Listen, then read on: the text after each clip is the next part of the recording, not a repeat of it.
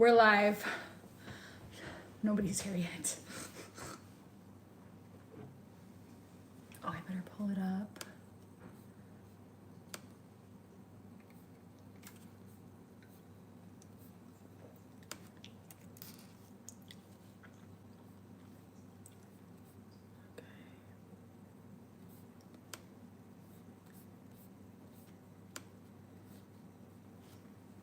Hi. Hello. Can you hear me?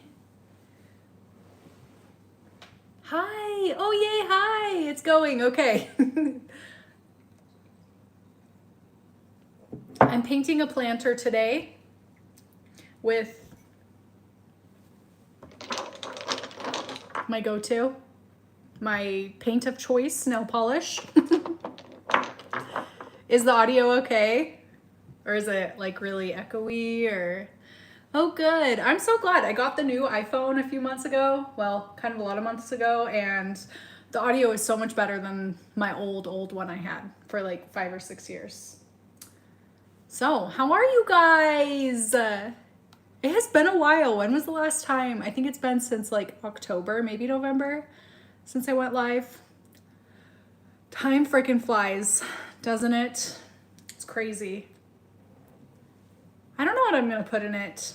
We'll see. Maybe one of my little Syngonias. No, probably one of my little Hoya. I don't know how many of y'all watched my houseplant tour I just posted, but probably one of those small Hoya that I have in my plant room downstairs that I was thinking I was gonna get rid of, but then I realized I actually really like them, so I will not be getting rid of them. For some reason, I cannot see the live chat on my laptop, which is just right here. As always, I'm looking at that. Where is the chat? I can see the chat popping up on my phone that I'm filming from, but maybe I need to go to like Chrome. Yeah, I need to go to Chrome. What am I doing in Safari?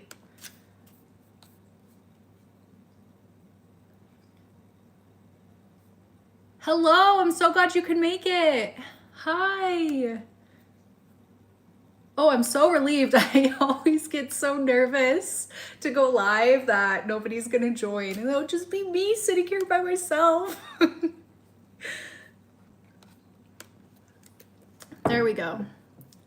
Why is the live chat not popping up? Oh, there we go. Oh, good. Okay, now I can see what everybody's saying. I could just see them as they quickly like scrolled through on my phone, but... Hello! Yay, hi! Okay, cool. I'm gonna get started. I'm gonna paint some flowers on this planter, of course. Surprise, surprise. That's just my go-to. I don't know. It has been a while since I painted anything. Well, I did my nails last week, but I guess I didn't really paint them. I just did like a base and top coat and put a bunch of gems on them. What colors do I want? That's the question.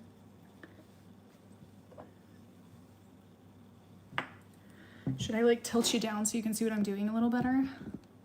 Are you guys gonna paint a planter with me? What are you guys doing? What are y'all up to this fine Saturday? Here we go. I think that's better. You can kind of see what I'm doing. Ooh, bouldering. That's so cool. I'm jealous. I wish I was bouldering. As much as I love hanging out with y'all here right now, painting this planter. Yeah, bouldering, fun. So fun. Okay. I just got to pick some colors that I like that go together. Oh yeah, those look good together. Oh, I do not want to use this. This is one of my all-time favorite nail polishes. This is my spring go-to nail polish. It's Lounge Lover. Can't see it, it's an SE one, but I'm gonna set that off to the side because I don't want to waste it on painting these planters. I really just use all my nail polish I had sent to me in PR back in my nail days that I probably will not use otherwise. Let's see. I guess let's do this pink. That's kind of a fun bright pink. Ugh, I don't know what I'm doing. Fifth Ave is another go-to. Spice It Up, another go-to. Wow, I'm running low on nail polish. I've been having people come over and dig through my nail polish stash and take what they want, and it's actually working. I'm having like much less nail polish now, which is good because it was a little crazy. Okay, sorry, I got distracted. Bismarck. Oh yeah, he's right here. They said hi to you.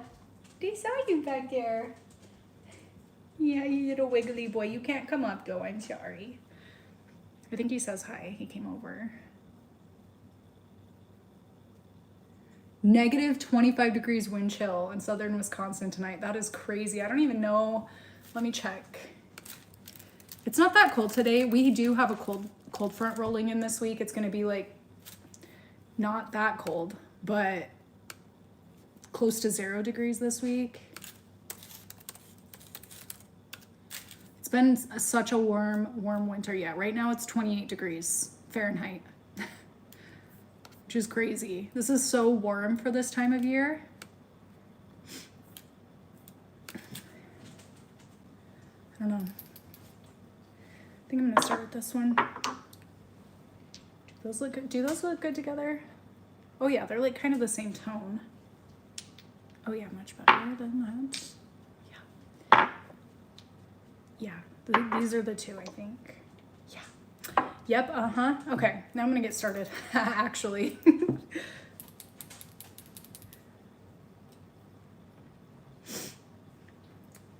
What have you guys been up to? I haven't, it's so crazy. I haven't gone live in a long time. I haven't really been active on socials for a while, and I haven't been posting on YouTube. It's weird. I don't know. Kind of going through some things that make me not want to post. I'm sorry. I miss you guys. I really, really do. I miss YouTube. I miss making videos. It's just, you know how life is. Or can be every once in a while. You're also painting a pot. Oh my gosh. Oh, yeah, gosh, rude, Harley, having to live your life and all. I know, it's so rude. And by live my life, you mean drop my kids off and pick them up from preschool every day. It feels like it's like such a simple thing to drop them off and pick them up, and it's not even that far away from me, but it just feels like it eats so much into my day. Like I can't get anything done. Yeah, those are our mountains. This is the view from our backyard. This is right here. Is that one it? Yeah, this is Ben Lomond Peak.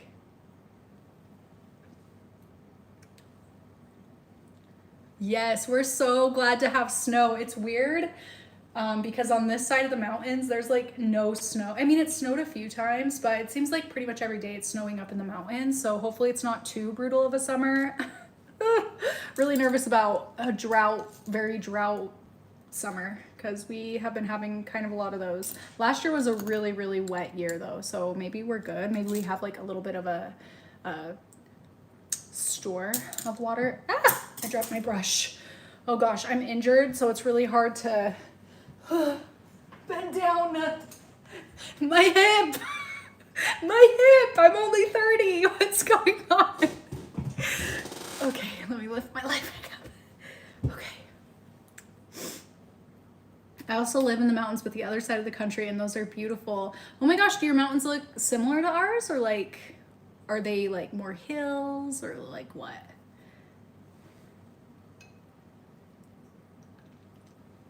The chickens are good. I haven't been letting them out because we've had so many hawks and so many owls. Oh my gosh, and coyotes.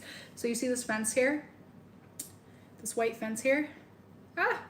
Behind this fence, it's just like a whole bunch of fields, and there have been coyotes on the other side of the fence a lot lately, so I haven't been letting my chickens out because, you know, there's just so many. Everybody wants to eat a chicken. Like chicken is chicken is like the most desired food out in the wild, I swear, because everybody wants to eat the chickens. And my neighbors are always having their chickens eaten by other animals, by predators. I don't know, it scares me to let them out, but they've been kind of acting up. Like the thing about chickens is they get bored. So if they get bored, then they start to like pick on each other, which they can cause some serious damage to each other. So I was like, you know what, even if one of them gets picked off by like an owl or something, they need to be free for a little bit. So anyway, my chickens are good because I let them out and they were roaming the yard tonight. I think they liked it. They were like running around all over the place, eating all sorts of things. Go get a massage and see a chiropractor. I know, I need to go to the doctor. I am just terrified. I'm just not, like, my parents never really took me to the doctor growing up. Like, if we had to get a physical, we would go get a physical for like sports, and that was pretty much the extent of it. So I just feel really, really uncomfortable. And like, I take my kids to the doctor when they have their appointments. They're like yearly checkups, but I've just never been a doctor goer. I don't know. So I've just really, really been putting it off. But I need to. I'm definitely having some issues with my left side of the bod, my shoulder, my hip, and my ankle now. I'm getting old. I used to never, other than my ankles, I used to never get injured. I used to never, after working out or playing my sports, I would never feel like weak or like how I do right now. Like I'm falling apart. Never, ever. I think because I was so strong back then, and I'm just realizing like this year that the age is hitting me. It's crazy. I hit 30 and it's like, oh my gosh, all my joints are going out. What is happening?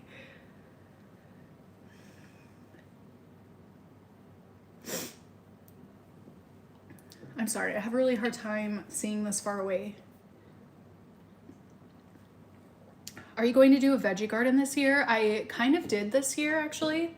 I didn't really post about it on YouTube because it was a very, very chaotic veggie garden. And so basically I just threw seeds, like every kind of seed. Like, well, my chickens planted some tomatoes for me on the outside of their run. I gave them some tomatoes and they like kicked the seeds out. So some tomatoes grew along the outside of their run, the fence. And, oh gosh, it's gonna be hard to talk and paint, I'm realizing. Maybe once I get started. Anyway, so they planted those tomatoes. I had like 4 giant tomato plants this year. And then I planted a squash plant, which was like the star of the show. I also planted a whole bunch of kale and lettuce. What else did we get? Like, oh, carrots, like a whole bunch of stuff out there. I just threw seeds and kind of whatever popped up where, yeah, I didn't really like put any effort into it. I didn't water anything. Just if it naturally survived, then we ended up eating what it was. And the tomatoes, kale, corn, and spaghetti squash did really well. So I'm probably going to be doing more chaotic gardening this year just because I don't have the bandwidth, the mental bandwidth to plan. I don't know. I really want to, it's hard because I know exactly what I want garden wise, but it's just a lot of work. And like to do garden boxes, it's also a little bit weird. Where I live is a little bit weird because I live in marshland, which being in the desert is kind of a nice thing, but for a lot of vegetables, it creates, like with how wet our ground is here, it can create a lot of issues with a lot of vegetables. So I think I'd have to do like raised beds, but I kind of don't want to like build raised beds or pay for raised beds because they're so expensive. I don't know. But I'm very blessed to live in a farm town. So like legit farmers live all around me with like huge gardens, you know?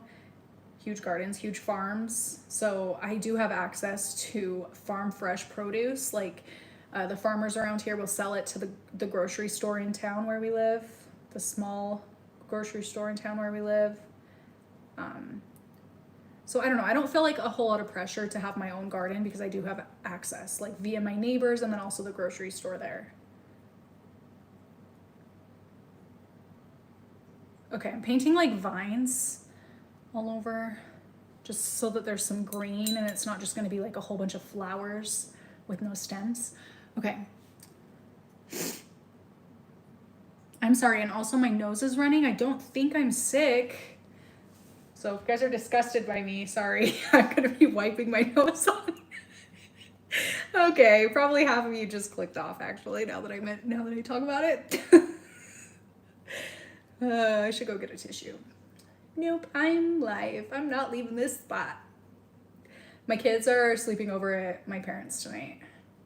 I actually think they're going to see, oh yeah, they'll be on their way to Lion King right now. Or Mufasa.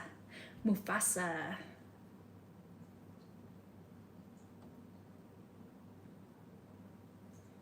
It has been so long since I did anything artistic. Well, that's a lie. I color every single day with my kids. Like that's honestly the highlight of my day, but with like markers and like I just draw like stick people usually. So it's a little different, but hello.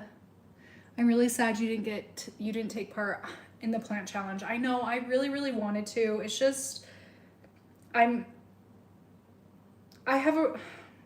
don't even have a good excuse. My brain just is so foggy from parenthood. Like there's just so many small I'm sure if you're a parent you understand, but like there's just so many small things in a day that as a mom I have to keep track of that I can't do anything else. Like and it's not that the things I have to do every day are even necessarily hard. There's just so many freaking things that need to get done in a day that it's really difficult for me to commit to anything outside of that.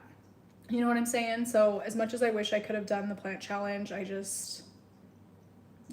going forward, I won't be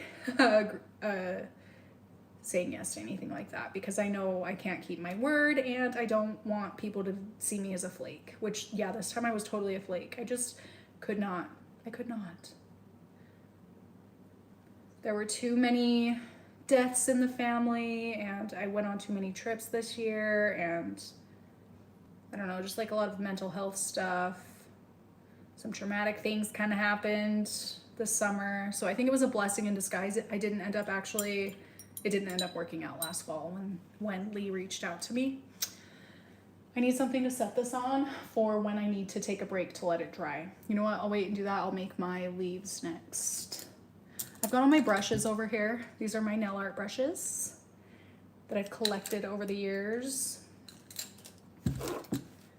Let's see. And I'm sorry if I'm just like blabbing and it's not making any sense. I have a really hard time. I don't know if this is the best life to be doing for me because I have a really hard time multitasking. Well, I can multitask. I can't like talk and do anything else. I can do like multiple things at the same time as long as it isn't talking. Yeah, the mountains are beautiful, huh? They really are insane. I'll turn you a little bit so you can get a better view.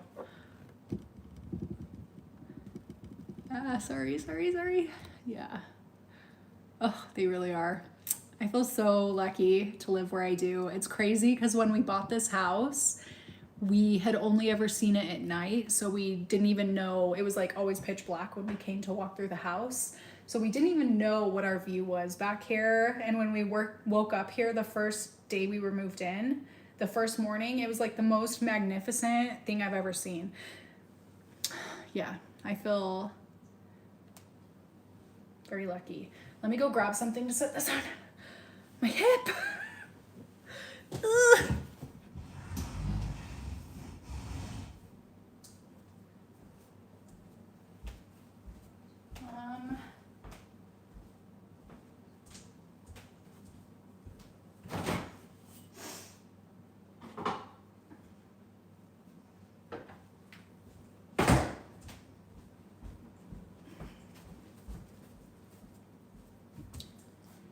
Be putting them on some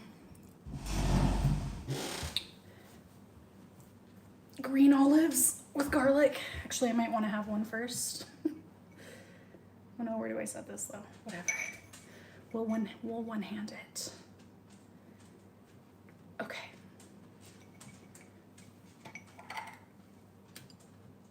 Have you guys ever had garlic stuffed olives before? Oh my gosh, they're so good. Hi.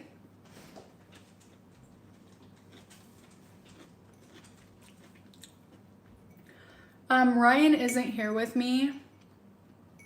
He is a principal and they had an event at their school tonight that he had to go chaperone, keep all the naughty kids out.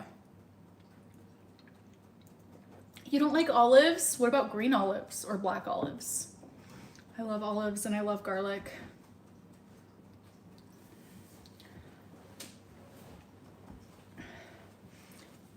You want to be alone when eating garlic. That is so true. Speaking of garlic, wait, is garlic a vampire thing? Ryan and I saw Nosferatu a couple weeks ago. Have you any of you guys seen that? I loved it, but I would love to hear what your opinions were. I thought it was so good. Okay. They have a funky smell, a super funky smell. He is a principal. This is his first year as a principal. He's been a teacher for the last 7-8 years, and he finally went for it. Got his, yeah, he has 2 master's degrees now, so that he could be a principal. And yeah, it's his first year, so far so good, I think. Nosferatu like from SpongeBob. Yes, that's one of the hash singing slasher episode. That's like one of my all-time favorite SpongeBob episodes. But yeah, the reference they're making in the SpongeBob is like the original vampire movie, Nosferatu. And they did a remake of it I think it came out in December.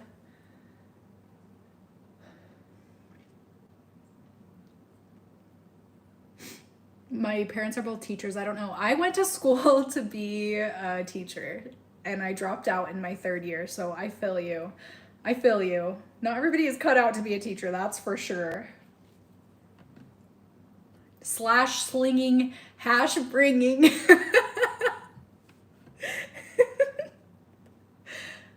Crash ringing. Oh. Busy, do you want to come sit by me? Come here. Okay, well, I'll move him right here so you guys can see his cutie face. Come on. Jump up. Yeah, jump up. Jump up. Jump up. Come on. Come on. For as cute as he is, he's not very obedient. Come on.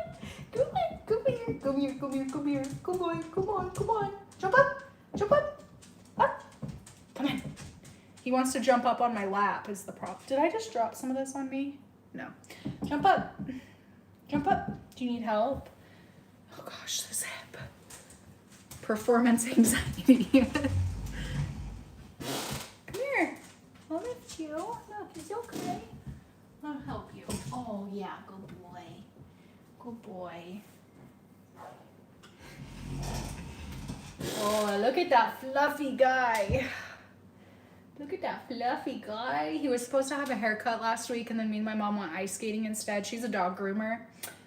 I was like, do you want to go ice skating instead of shaving his hair? So we went ice skating, and that's how I ended up injured. Literally I had the worst fall of my life. Hi. Oh, you are so handsome. Look at that handsome face. Snoopy, you have to stay in your seat, okay? You have to stay in your seat. Do you want to go get your bone? Where's your bone? Go get it.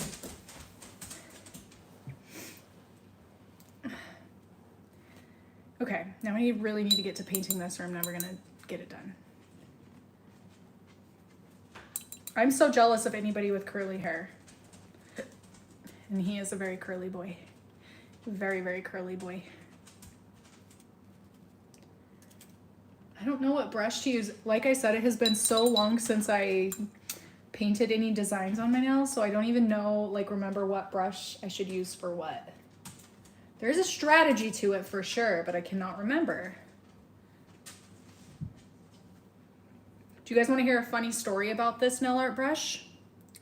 See how it's you can see the wood here and up here? It melted the acetone. Okay.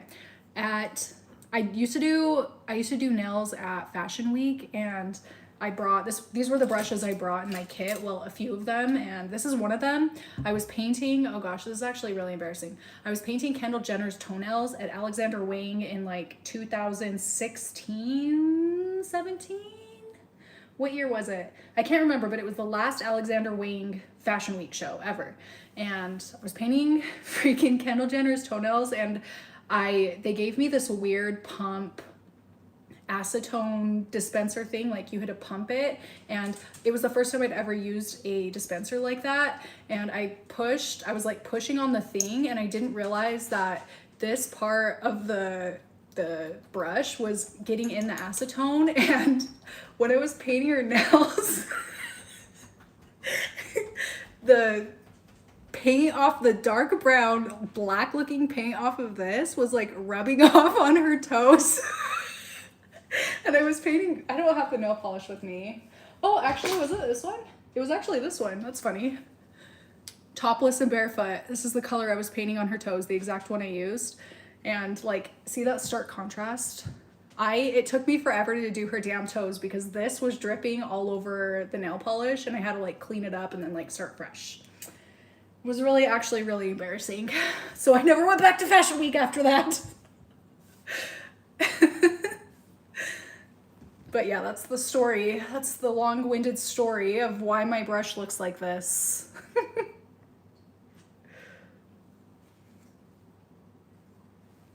Okay. This brush is actually really, really old, and I don't know if it's gonna really work well for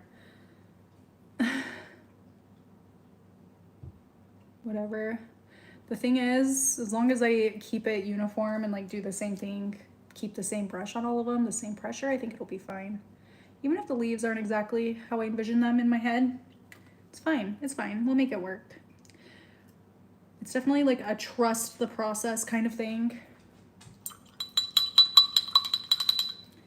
Miss your mom's vlogs. I know. She was doing so good posting every day for such a long time, but she's so busy. Like, she's grooming like 4, 5, 6 dogs every day. So, yeah. And not to mention like trying to maintain friendships and relationships and relax and, you know, all those things. So, yeah.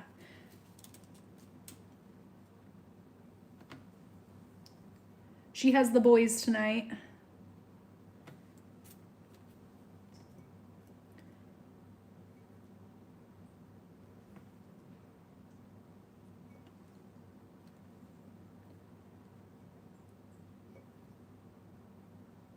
Okay.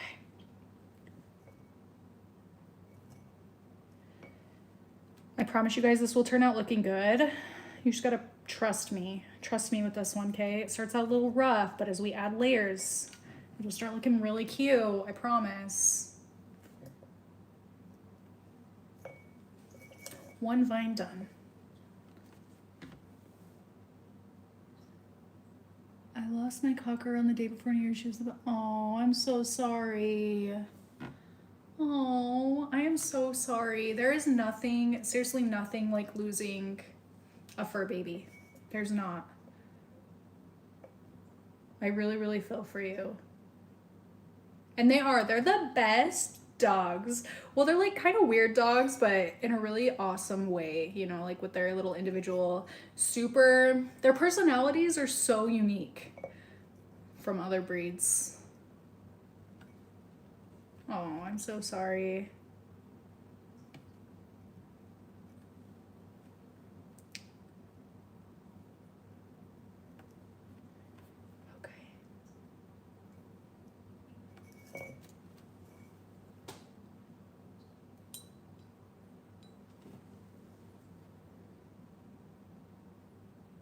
Uh-oh, why do messages keep getting retracted?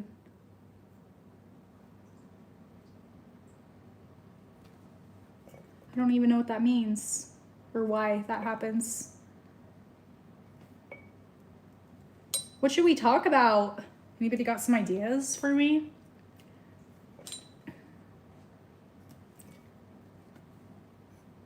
Or should we just sit here in silence and paint? Oh my gosh, you know what? I started playing soccer again this week, which is half the reason why I'm so injured right now, but it was so fun. I haven't played in so long. I kicked ass. Felt good. Felt good, and I'm hoping that I'll be able to play this week. I'm on a league, a co-ed league. Okay. No kids and no husband. Get yourself into a bubble bath with Epsom salt, candles, and music. I already did that earlier today. I like to do that when on the weekends when Ryan is home so he can watch the kids and I can just be in the bath and not have a care in the world, so then I can still enjoy my time with them gone, but like do something fun like this that there's no way in hell I could be doing if my kids were home, even if Ryan was home with me. Like they would just be so up in my business right now. So I just prefer to do stuff like this that I can't do with my kids home when they're not home. But trust me, I have a daily hot tub soak, okay? It's part of the routine for sure. Usually first thing in the morning. Okay, whoa, a lot of stuff popped up. This is my first live, but I've watched lots of your videos. Thank you, I'm so glad you made it. Thank you for watching my videos. I hope you like them. I assume you do if you stopped here, but I hope you like them. Tell us more about your huge vivarium. What do you want to know about it? I've done a few dedicated videos on it, so I feel like I've kind of covered everything, but if you have a specific question or you're wondering anything specifically about it, I would love, like, I'll share what I can, but I just don't know. Girl, would you ever try to get the boys in soccer? Yes, we will be getting them into sports. We were thinking of doing it this year. Oh no, did I spill? No, that's water. I thought I spilled acetone on my wood table. No, we were gonna get them into sports this year, but they both started preschool this year, like in the fall. Rye just barely started preschool, and then Kai will be starting kindergarten, and we didn't want to start them into sports so that it was like a whole bunch of new all at one time. I don't know if that's just me overthinking it, but I kind of wanted them to get into a routine of school before like piling on too many extra things, you know? I think this summer we will start them with gymnastics. Or I met this girl at the park and her kid does jujitsu. So I've been talking to her and I might get my oldest into jujitsu with her boy. But I don't know, we'll see. Something like that in the summer for sure. Soccer, I think we'll wait until maybe next springtime once they're in a pretty good school routine. And also for my own sanity too. I have this weird thing where like I'm okay to do new things and try new things, but it really like, I don't know. It really eats away at me for like weeks before anything new, like taking the boys to a sports practice or like sports games. In my mind, I know it wouldn't be really stressful, but thinking about doing that feels really stressful to me. And then also like Kai starting kindergarten feels really stressful to me. So I don't want to like put too much on my plate all at one time so that I feel overwhelmed about it. And I think Kai is very similar to me in that way. Like once I do something the first time, I'm fine, but I don't know, I can't just have like too many things lingering in my mind that I have to worry about like that all at one time, or I will go crazy, like actually crazy. I just can't function. I can't. Okay, I have some issues, I think.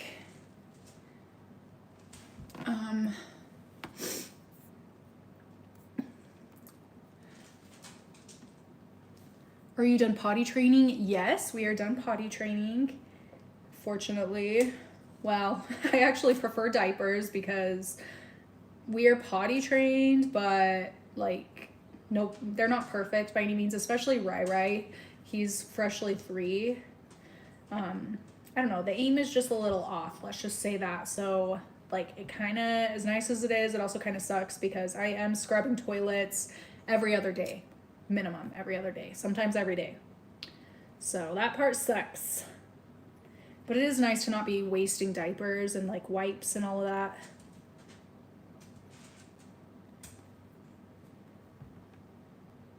And it was really, we got so lucky because they just kind of potty trained themselves. We didn't really do anything. They just all of a sudden were like, okay, I want to start going on the toilet. We're like, great, here's some trainers. Good luck. And they just kind of did it.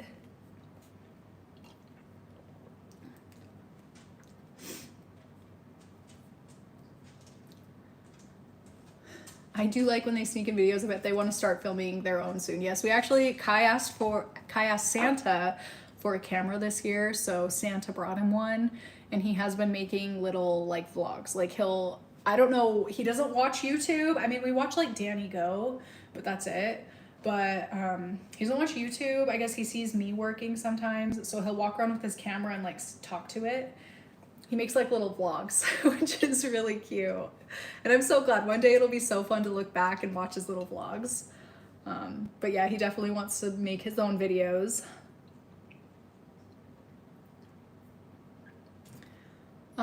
Give kids and hubby pots to paint with you. A family pot painting party. The boys would love that. We do actually, we do a regular activity where we paint planters together, and it is really fun. The boys really enjoy it, but Ryan's not really like into anything creative like that. I don't know, his brain, he just doesn't have that kind of brain where he enjoys doing those kinds of things. So me and the boys do it though.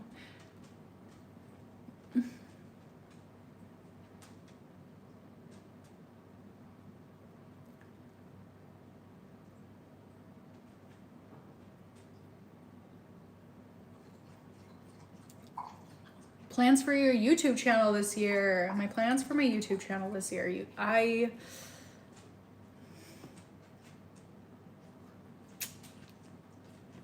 Plans for my YouTube channel this year. I kind of don't know how to answer this because I have no plans for my YouTube channel this year. I'm putting no pressure on myself this year.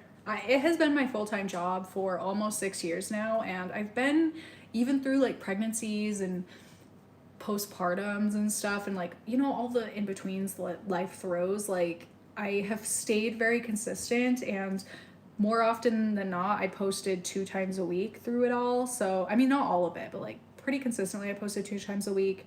I think I kind of burnt myself out. So I don't know, I'm just not putting any pressure on myself this year. Whatever I want to make, I'm going to make. And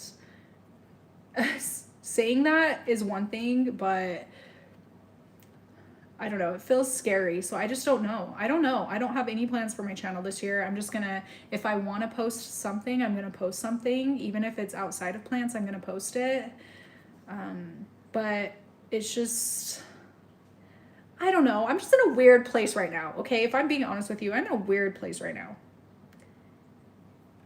With everything. My YouTube channel, regular life stuff in general. I don't know.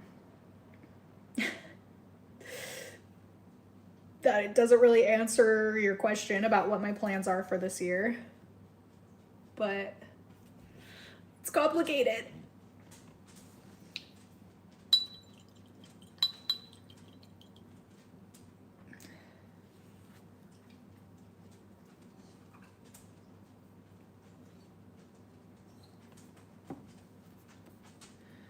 I love the way you say kindergarten. What do you mean? How do you say kindergarten? Kindergarten? So I'm from Utah, and there is a Utah accent where people here don't say T's. So like we have a city here called Layton, but you pronounce it Layton. And also like mountain is mountain. It's the Utah accent. No T's.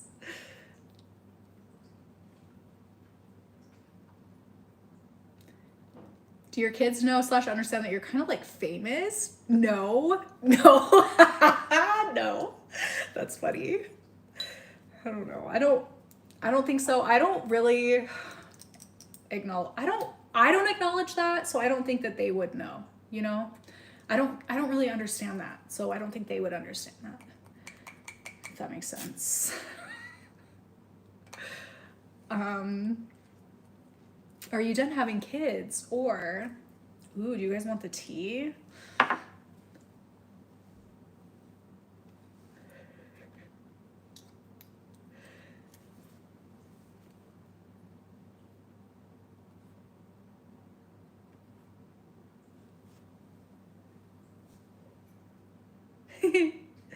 Okay, no, I don't know.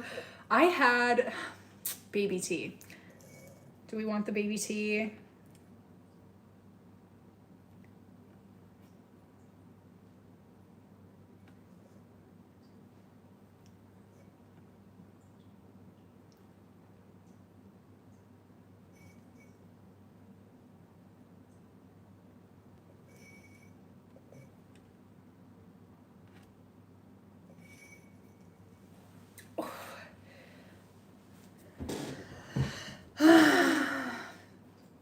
Okay, I'm sorry.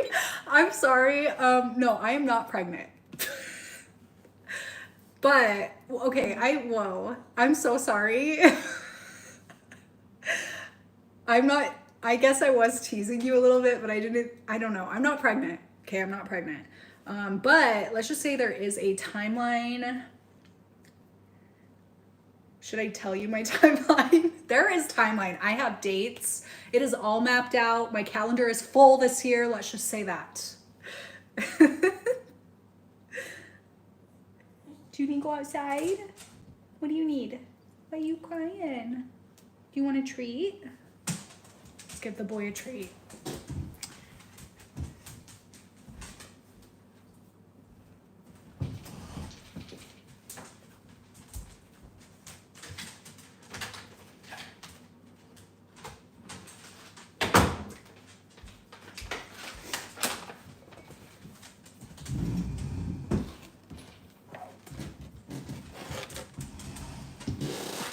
There you go. I just have one goal. Before I get pregnant, there's one goal I have to meet. And my opportunity to meet that goal is this spring. Let's just say that. Here you go. Look. Jump up. No, right here, dummy. Come on, right here. Look. There you go. Oh, he's so dumb. Love the guy, but he really is like one of the dumbest people I know. Bless his sweet, sweet heart. Come here. It's right here. It's right here in my hand. Come on, look. Jump up. Jump up. Jump up. Come on. Do you want me to lift you again? Here, look. Right there. Go get it. Look, it's right there. What is going on? He is also really lazy. And he's also really picky. Come on.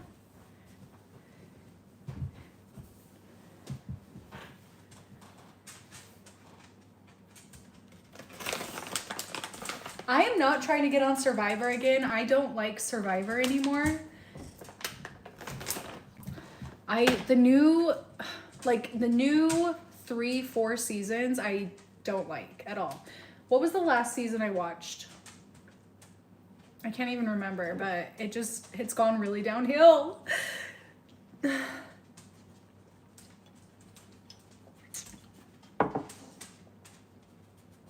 Yes, I am still getting rid of my grow tent. Actually, my grow tent is near empty right now. I've been working on it all week.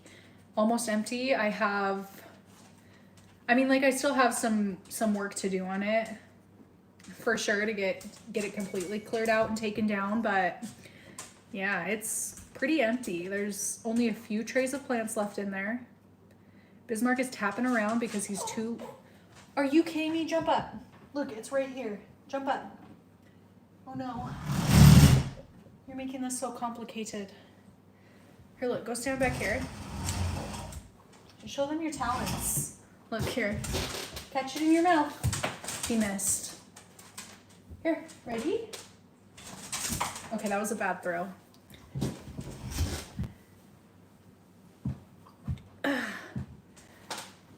I'm using nail polish. I like using nail polish to paint these because it's waterproof. It's not gonna chip off. I don't have to put an extra coat on top to protect it or anything. And I already just have all the nail polish, so I don't have to spend any extra money on it, which is nice. My nail days are definitely behind me, so might as well put it to use.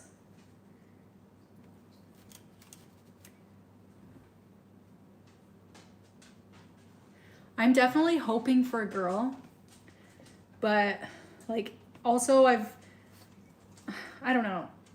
That's something I kind of struggle with.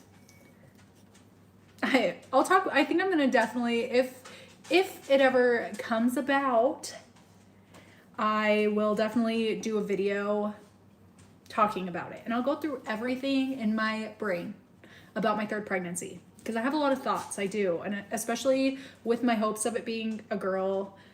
But also, like, coming to terms with the fact that I would love to have a third boy, and then they could just be like the best 3 little boy friends, you know, growing up. I don't know. I have so many thoughts. So, what did Katie say? Oh, if I'm pregnant or not? I'm not pregnant, Katie.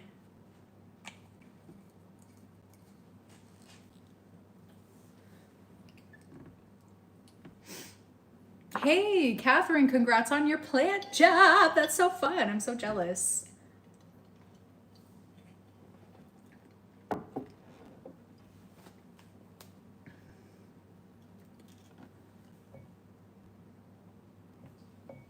I would have loved to work at a plant shop. Unfortunately, my first job was at a call center for my university where I had to call alumni and ask them for money to donate money to the school. And it was a brutal, brutal job. Yeah, very brutal. Well, like, it definitely could have been worse, but people were not nice. Oh my gosh, specifically this one time I called this guy who got an art degree. No shade to art degree people, because like there are things you can do with an art degree, but I fed him my little spiel that was on my little, what is it called? My little, they gave me lines, script, on my script. I said my script lines, and he was like so pissed off, like, I'll donate to the school once they tell me what I can do with this art degree I wasted my money on. And then I said, have you considered not getting an art degree? And then he got pissed. I shouldn't have said it. I should have said it. I just didn't like how he was talking to me. He was really, really cruel. But like, I get it. That sucks that people felt so pressured to get degrees. And then like, what are you supposed to, like, there's not a lot of options for certain degrees, you know? So like, that is kind of sad. But he was mean.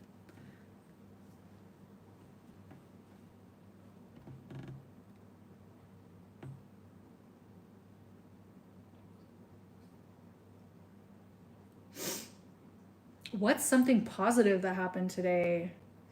What is something? I'm home alone. No kids, no husband. That's what's positive.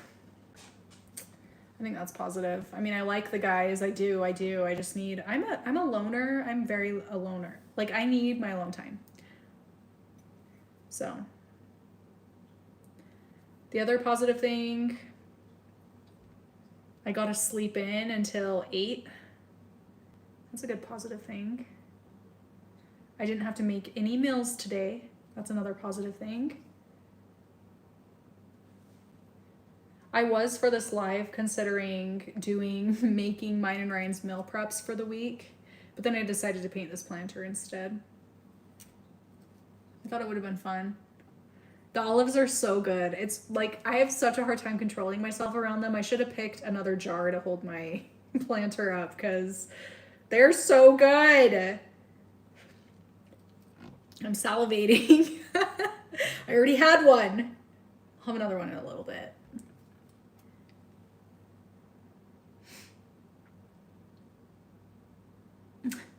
But not very romantic. Bring on that baby. Oh, you guys. I know. One of my friends had her third baby.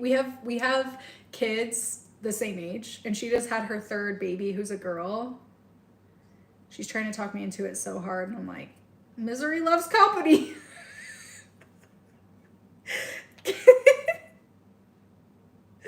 No. Sometime. It's also kind of up in the air because Ryan, how he's a principal, he's like the intern principal this year. It's his first year, so he's an intern, and we're not quite sure where he'll be next year. He'll probably get positioned somewhere else as not an intern. So I don't know, there's just a lot up in the air right now with that. Like, we may end up moving if it's far enough away where he'll end up. So I don't know. There's just so much up in the air at the moment. It would be kind of stressful. And like, it was one thing, we moved when I was like 38 weeks pregnant with Kai, but he was our first kid, you know? So we only had one kid to worry. I mean, he wasn't even born yet. And that was stressful enough. And I was just pregnant. I didn't even have other people I needed to take care of yet. So I don't know. There's just a lot up in the air.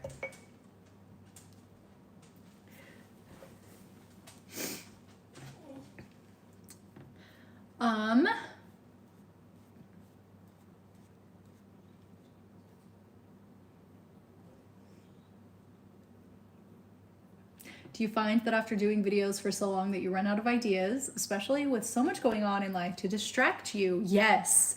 Yes. If I'm being honest, going back to that question earlier about my plans for my YouTube channel this year and having no plans, it's because like if I'm being truthfully so honest with you, I don't feel very inspired lately. Like I feel like I'm at a point in my life where I don't know. I don't want it to come out wrong or like in a bad way that I don't mean it, because it's not a bad thing, but just so much of my life right now is like giving or like not focused on myself. So I don't have time to really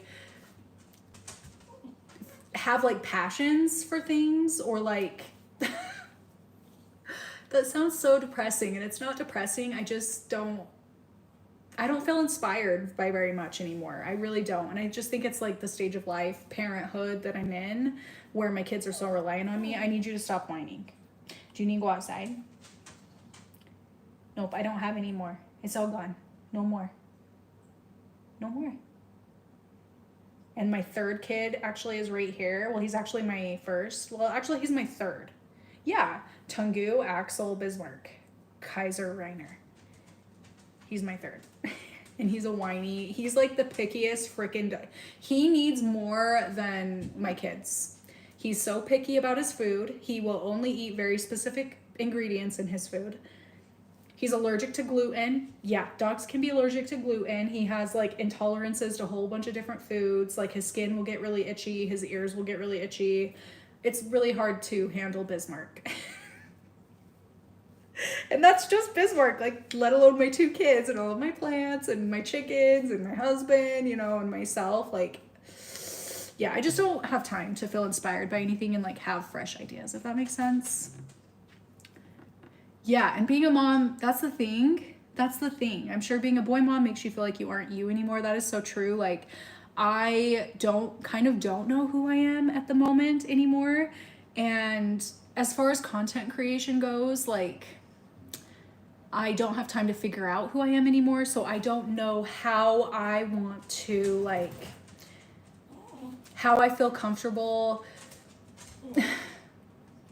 You're really throwing me off, bro. Don't wag your tail at me. No, you can come sit in this chair by me, but I don't need you doing that. Do you need to go outside? Do you need to go outside? Here. The thing about the internet, everything posted on the internet is forever, and I don't want to post anything now or say things now that I know my future, or that I don't know if my future self will like feel proud of, or like feel like, not that I'm like thinking of starting like an OnlyFans or anything like that, okay? Like no shade, but where am I going with this? I had a point. Bismarck, stop. Lay down. Here. No. I have to put these treats back in the closet or he's gonna keep crying at me. I can't think straight when he's whining in my ear.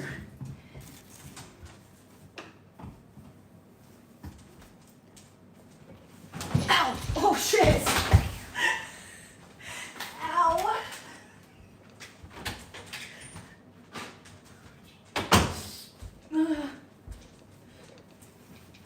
I injured myself again.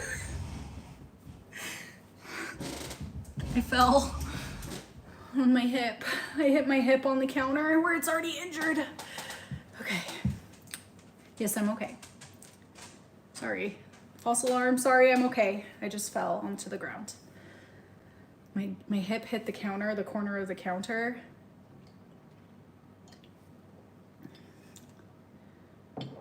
Yeah, I'm okay. I have this weird hip pain. Okay, so let me tell you the whole story. I went ice skating with my mom and my kids last week, like I was talking about, and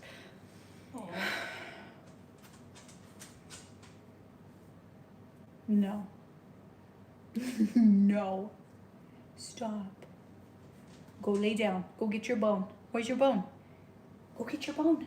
Where your ball? Look, go get your ball. Go get it. He's not falling for it. Anyway, I was holding Kai like between my legs and skating with him in the middle of me to help support him. And because it was really hard ice skating with the kids. It was so hard, but he like lost his footing or his skates.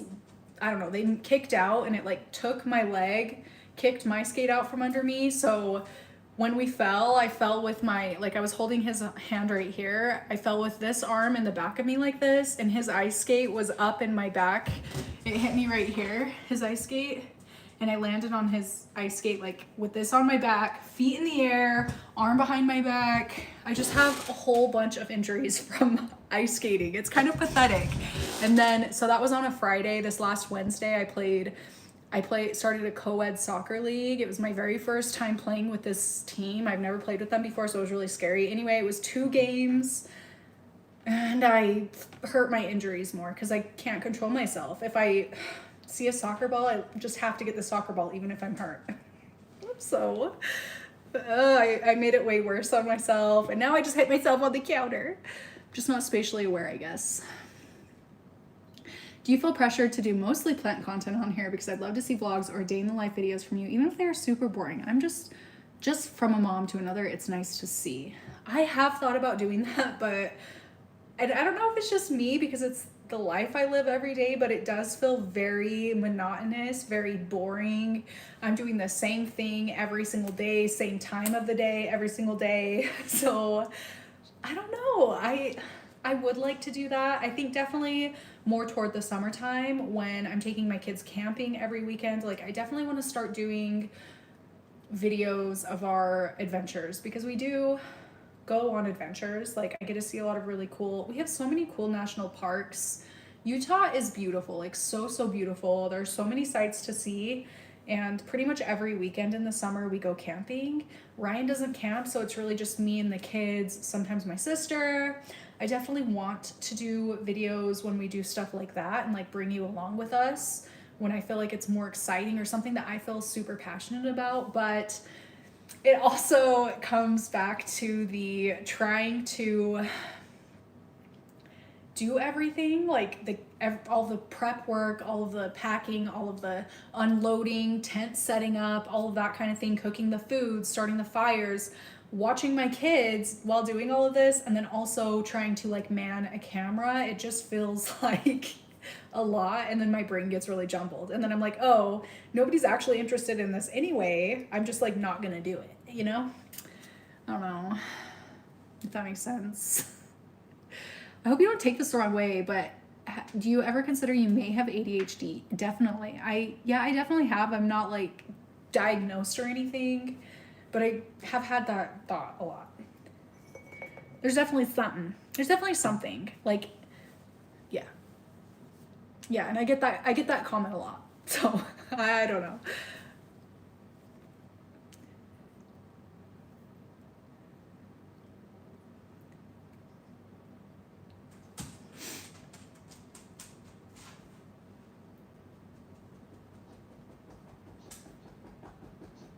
I do actually have a second channel that I've only posted a handful of videos on, but yeah, it just, like, I don't want to sound shitty. I really don't want to sound shitty, but making YouTube videos is a lot of work and a lot of time goes into it that I feel like maybe people don't realize. So like, where am I going with this? I do have a second channel. I don't make any money on my second channel. It's not monetized or anything. So it is really hard for me to make content for that channel when I'm like, I'm not going to get paid for this. And I know that maybe that sounds really shitty of me, but I don't know. I hope that doesn't sound too crappy of me.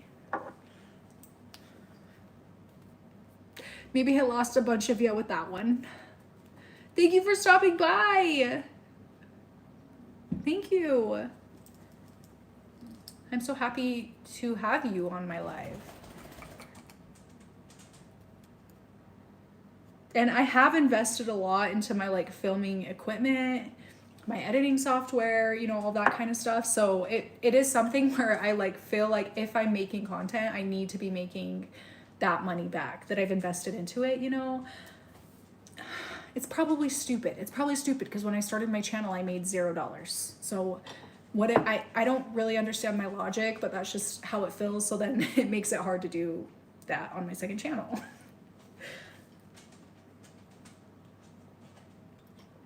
When I asked about vlog or day in the life, I was more asking like, do you ever feel stuck having to do? Yes, I do definitely feel stuck having to do plenty videos, and I've posted like maybe even close to 400 videos on my channel. I could be wrong about that, maybe like 300, but maybe even 500. I don't know, somewhere around there.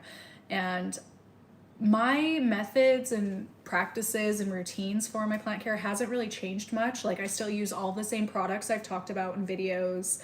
I have my tried and trues, and every once in a while I do get something new. Like I got these new humidifiers that I did a video on very, very recently that I did a review on them, but like, I don't know, outside of that, it does just feel very redundant because I'm just kind of doing the same things over and over again.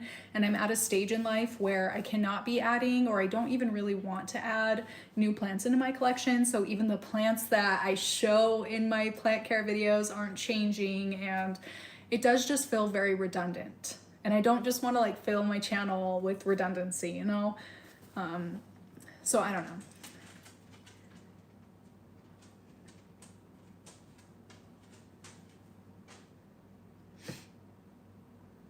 No, that makes sense completely. I wouldn't want to edit a YouTube video ever. Low-key sounds insanely stressful. That's funny because when I started doing this, the editing part was really, really fun.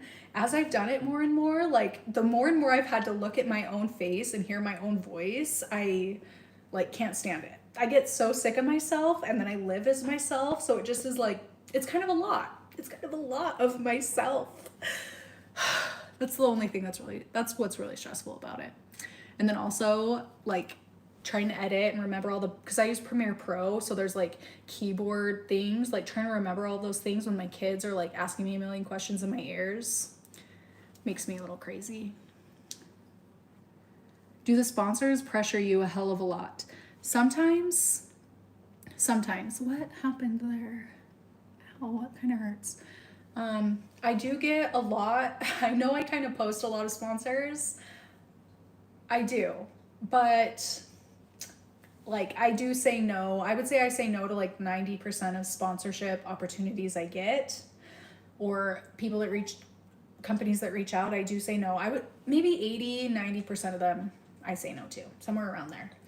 But I get probably 10 emails a day about sponsors, and I really truly only choose sponsors that I like genuinely believe in. Think that even if it's not necessarily something that, like, how do I want to say this?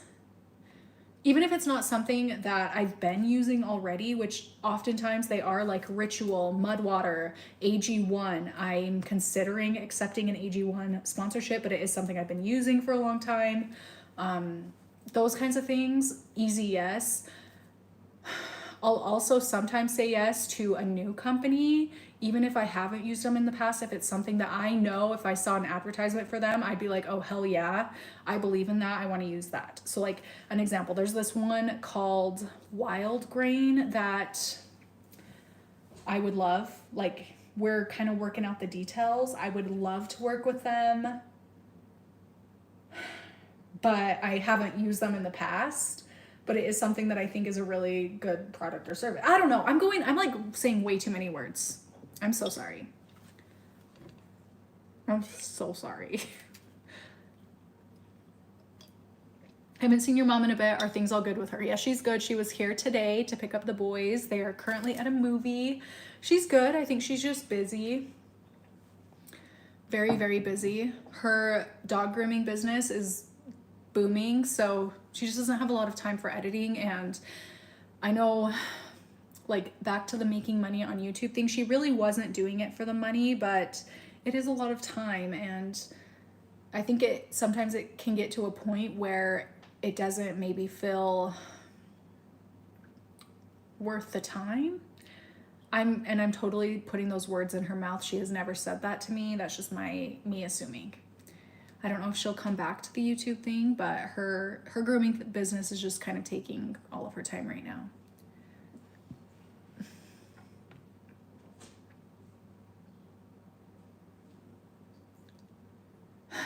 I wanted to start a YouTube channel some time ago. I recorded an intro. I saw my face, heard my voice, and said, nope.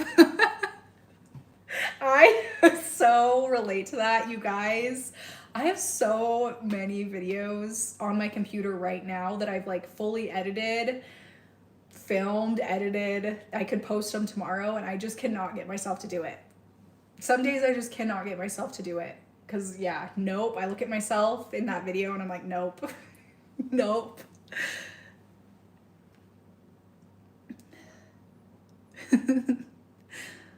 Okay, still on the mud water grind or an alternative, and any thoughts? I do still love mud water. I will be on it. Mud water is something that I will continue to use probably like for my foreseeable rest of my life. Maybe not forever, but definitely a few years from now, 5 years from now, I do see myself continuing to use mud water.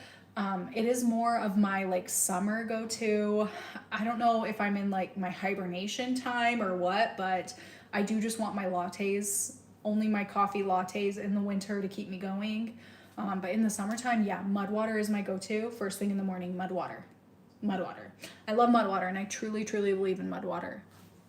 It really does help keep my brain clear. Like, so I'm very much still on the mud water grind. The other thing that I mentioned is AG1, which I haven't been using as long as mud water. Probably, yeah, not as long as mud water, but that's the other thing, my other go-to. So that's kind of along those same lines, I guess. Yeah.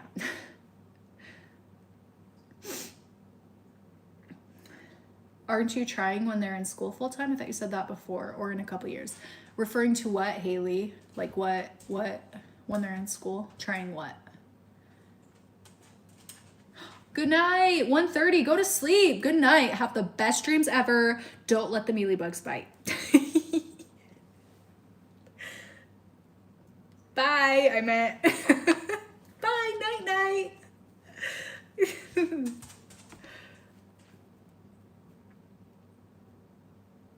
Yes. Cordyceps, lion's mane, and reishi. Yeah. Yeah, it really is good. And I know there are other mushroom drinks, coffee alternatives on the market, but I just really, gosh, what's the one? There's one that I cannot stand. I see them all the time on my Facebook ads, and I remember, gosh, people say it's really good, but I remember some of their very first advertisements were specifically dissing mud water in their advertisements, and I thought that was super tacky, so I would never ever try them. Gosh, what were they called? I cannot remember. I have the guy's face in my head right now. I would never switch from mud water, truly. Oh.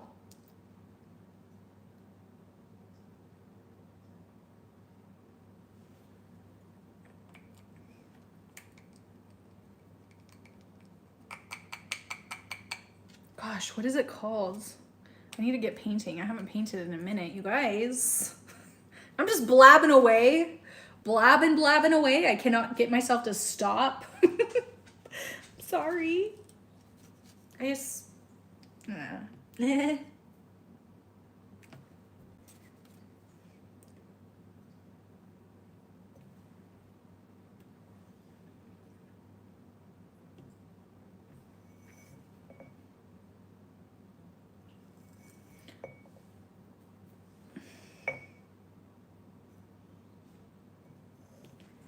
And I'm also painting so that I can see it, not necessarily you guys, which I do need to see it, but I think you guys might want to see what I'm doing too. Well, I don't know if you care that much. Or are you here to watch me paint this pot, or are you here to listen to me talk more? Like, what's the vibe here? Are we just hanging out, having a good time talking, or is this a how I paint my planter tutorial?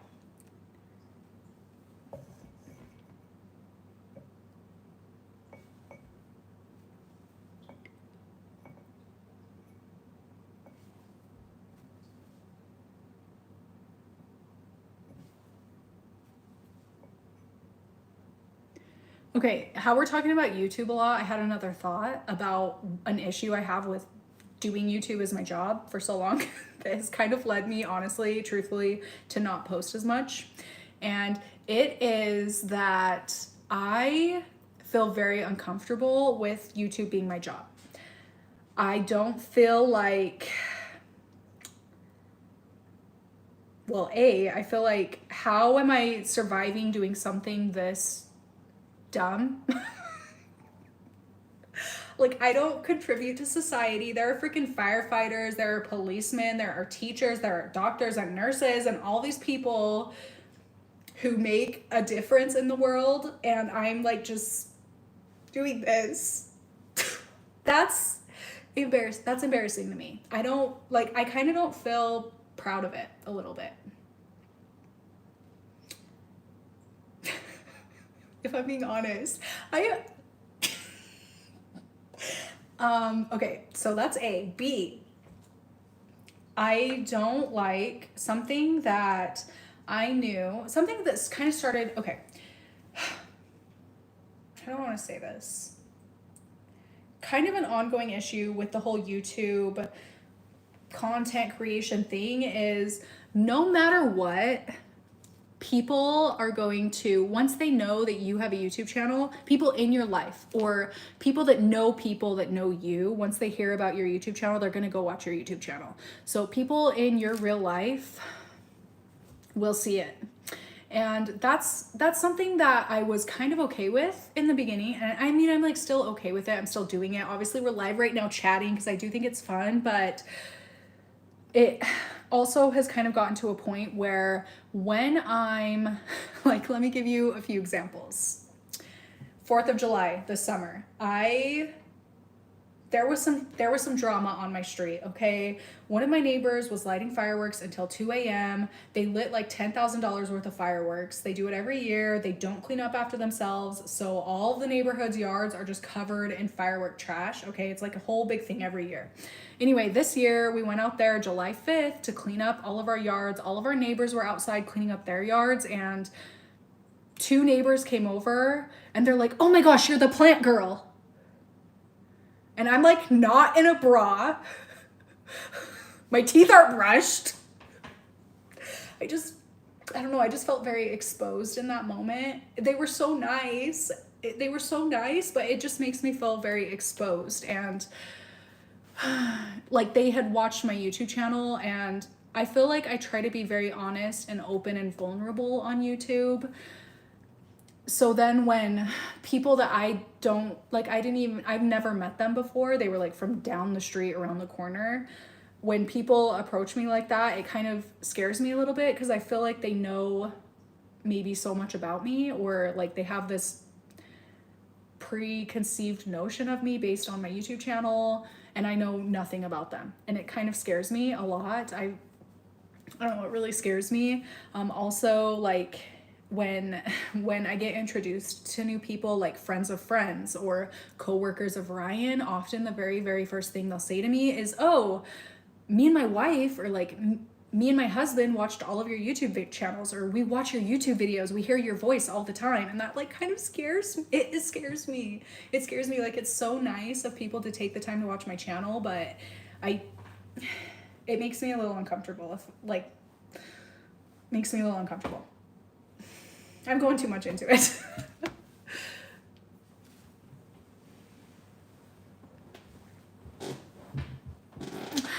I don't know. You know what I'm saying? Like, I don't know if it's just me. I don't know. Maybe it's just a issue.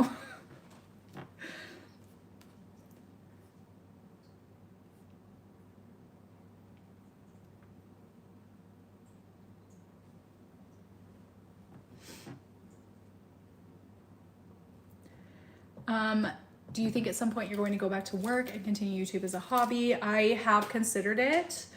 I don't know, like, if I went back to work, it would be something super casual. I'm very lucky, especially now that Ryan's a principal. I can be a mom, like that can be my job, my work, but I would love to do something that gets me out of the house. Like, I I don't know what it would be. Even volunteering somewhere, maybe. I don't know. I would love to do something outside of the house though, but that would definitely have to be more when when my kids are in school more consistently. Right now they are in preschool, but like Kai goes Monday, Wednesday, Friday, Rai goes Tuesday, Thursday. So I have a kid with me at all times right now. Like I really am not without my kids hardly ever. This is super out of the norm. Super out of the norm.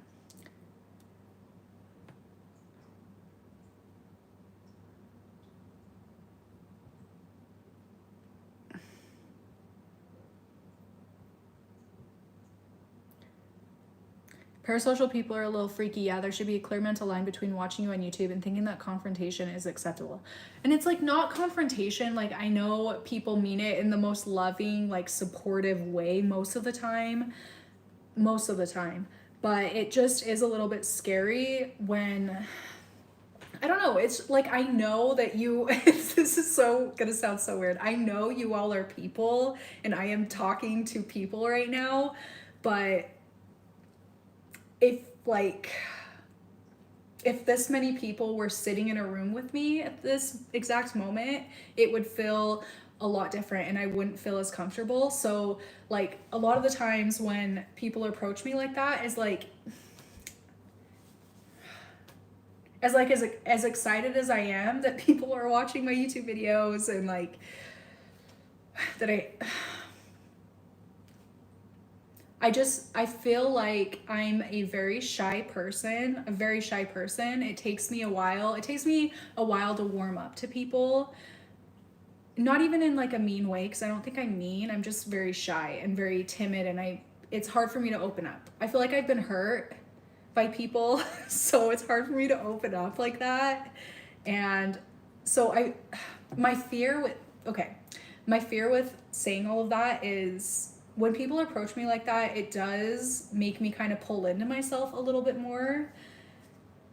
So then I feel like I act weird or like in a way that isn't exactly with the same level of comfort I have, being live right now or posting my YouTube videos that are edited. Like I edit out awkward stuff all the time, but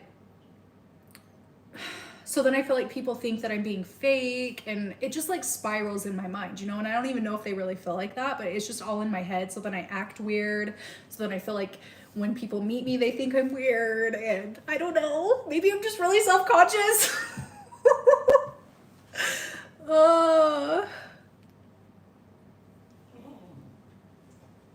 You are very shy, but you have almost 300,000 subscribers? Interesting. Peace. I just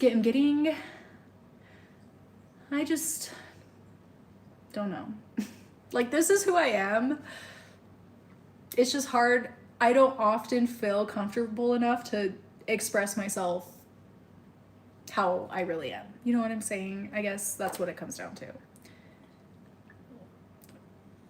I don't know. I understand. It almost doesn't feel real to be talking to this many people through a screen. Exactly. And like it's kind of weird because I feel very confident if like I've gone to some events that I've spoken on a stage in front of a crowd and I feel fine doing that. It's just more like the off the cuff stuff, like small talk. I really struggle with small talk. What? You have food in your bowl, you have water, you don't need to go outside. Do you need? Come here. What? You're kind of stressing me out. Do you want to go to bed? What time is it? 6:47? It's not bedtime yet. Do you need me to he wants me to stir his food, I think.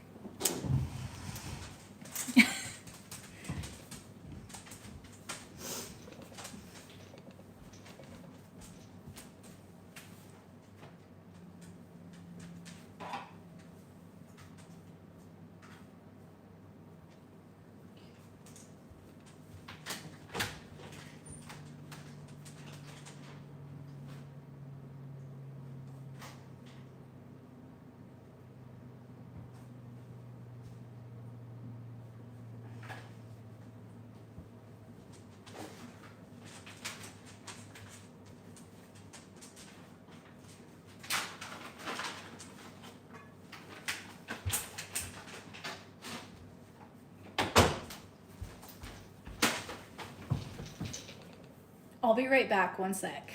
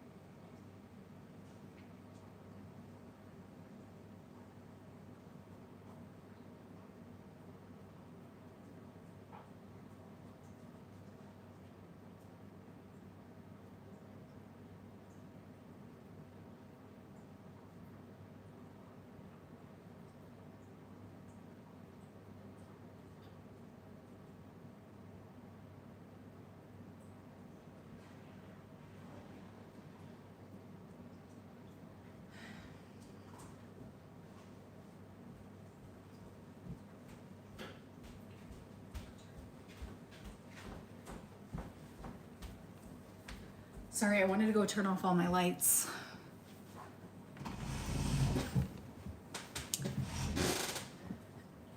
Ugh. Okay. Yeah, you have time to mentally prepare. Yeah, mental preparation is a really big thing for me. If I feel like caught off guard, it gets me.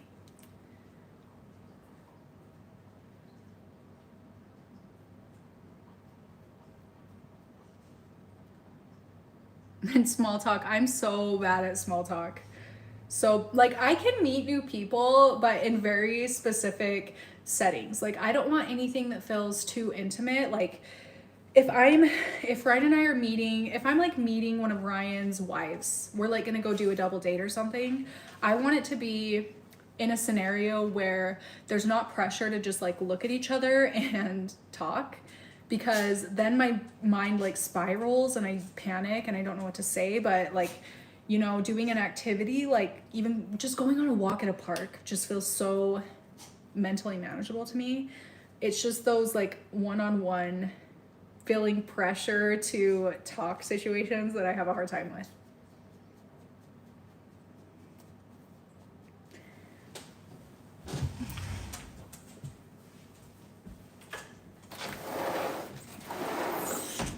Yeah, remember how I said Bismarck is really picky?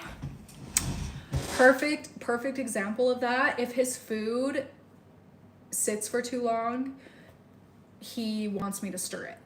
Like, he just wants me to reposition it for him, and then he'll eat it. And that's what he was whining for me about. He's so picky.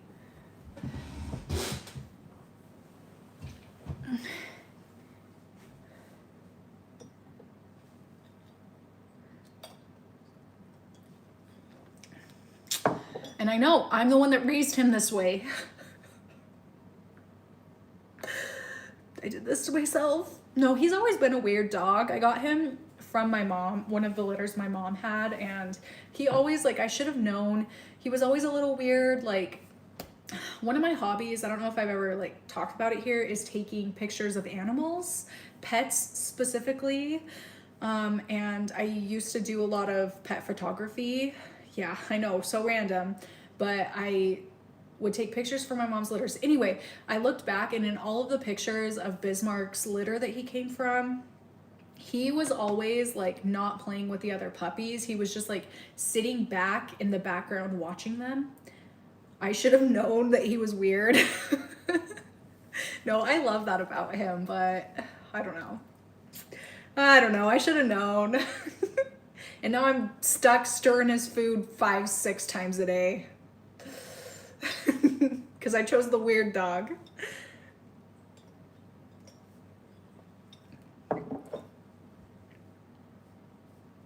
Okay, I think I'm gonna start adding flowers. And then I'll go back and add in some of the leaf highlights in a little bit. Okay, I'm gonna start with the light pink. Good night, good night. Sleep tight, don't let the mealybugs bite. I guess that's my go-to bedtime send-off around here now. Somebody texted me, I felt my phone vibrate. But I can't check it because we're talking. Okay. What brush? What kind of flowers do I want to do?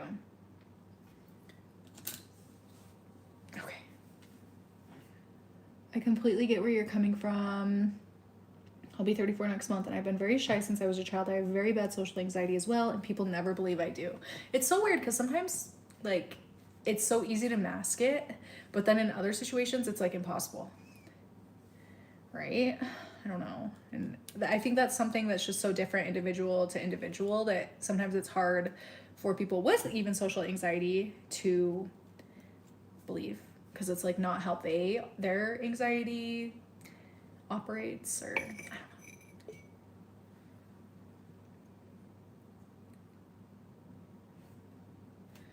I guess because I'm so friendly and I come off as extroverted, but I'm the complete opposite. Yes. Yes. Okay, I'm gonna start painting some flowers.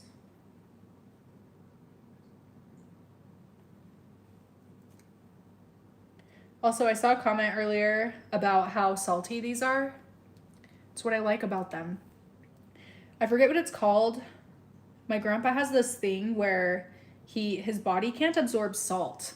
And secretly, deep down, I've always wanted to have that because I love salt. And I can't control myself around salt.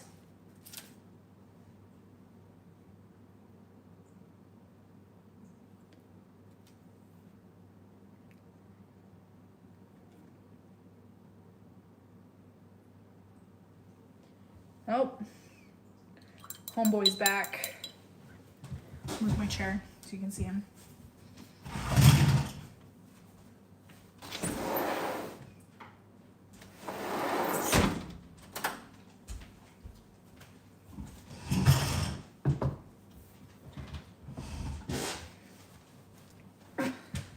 I really wish I could lift my leg up without having to use my arm.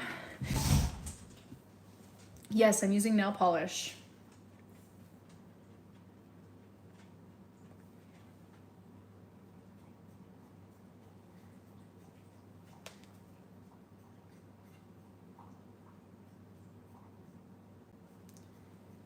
Okay. Hello, hello. Like what? Okay, let's practice small talk right now.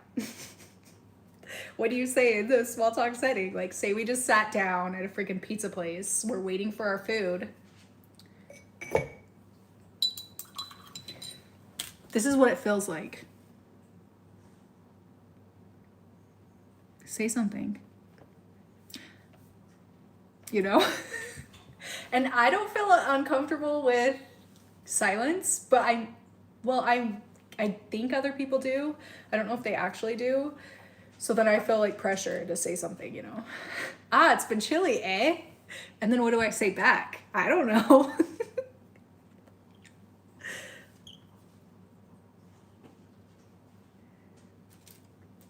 How do you find the motivation to do your daily routine? I find as a mom of 1 plus 3-year-olds, I have no motivation to do the daily chores. I feel that it waxes and wanes for me. And honestly, I think a big part of it is what part of my freaking cycle I'm in. Like at certain parts, I feel so motivated, and at other parts, I just don't. So if I don't, I take it as a cue that my body just needs a break. So like the laundry can pile up.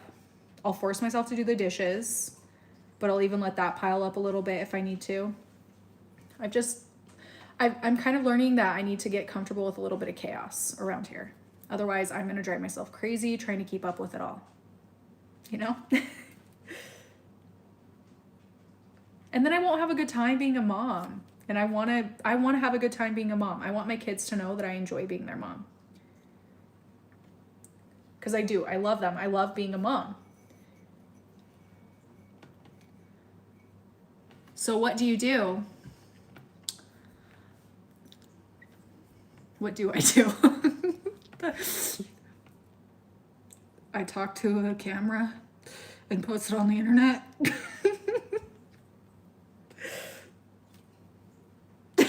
One time, the only thing, we went out with this couple that I'd never met them, either of them before. Ryan knew the husband. And my go-to, the first thing I said was... So did you guys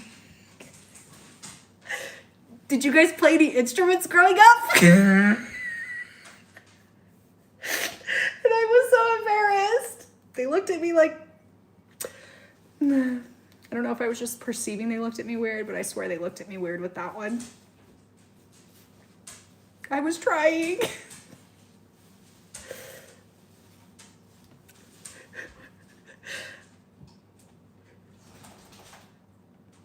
You would, oh wait. You would leave.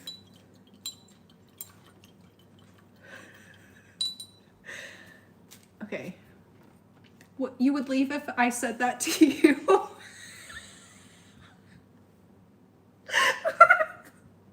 Uh, that's so mean.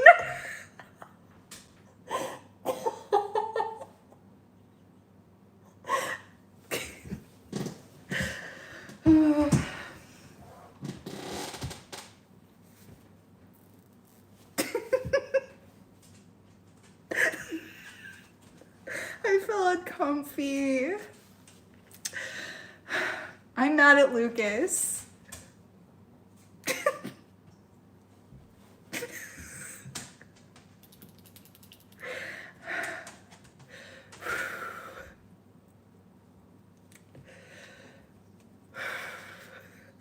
I feel so embarrassed.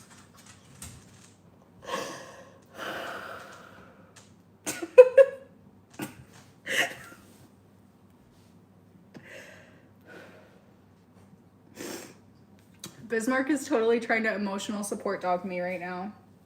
You're a good boy. Just say hi. Okay, hi.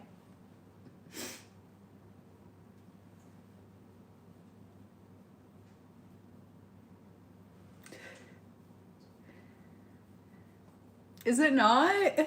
I felt really awkward by the looks they gave me.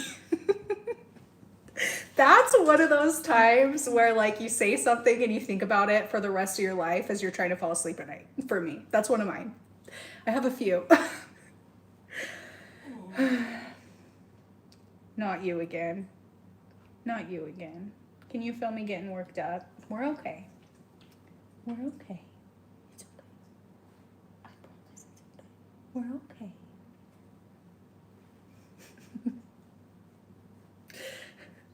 Thanks, Pete.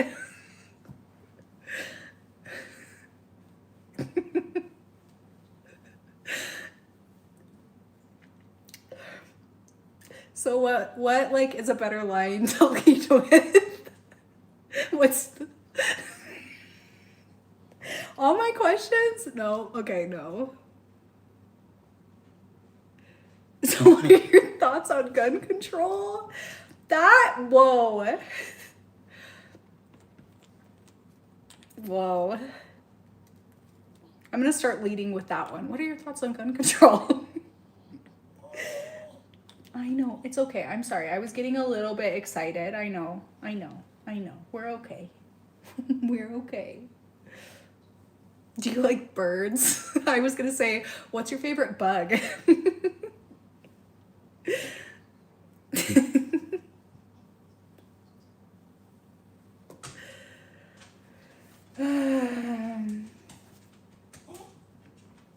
Here, do you want the chair? Go eat your food. No, you can go eat your food without me. I promise. You don't need me there. Go. Lay down. Or go eat your food. Make up your mind. Just don't whine in my ear. So, like, how long is acceptable to just look at somebody before somebody says something, you know? Because sometimes people don't say anything and then it's left up to me and I ask weird stuff. Nail polish fumes aren't getting to me, I don't think. You like jazz?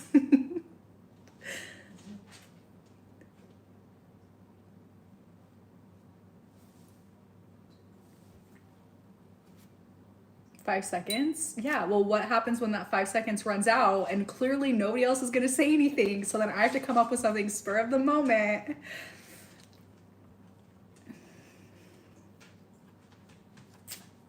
That's what I'm talking about. This is why I like, let's go freaking to the trampoline park. Let's go hang out and go to the trampoline park the first time we meet, you know? I don't want it to be in a setting where I feel like I have to come up with Small talk. Let's not talk about the weather. Let's not talk about gun control. The first time we meet. So, so what's your deal? I like that one. I'm gonna start leading with that one. That's a good one. Oh, I love that.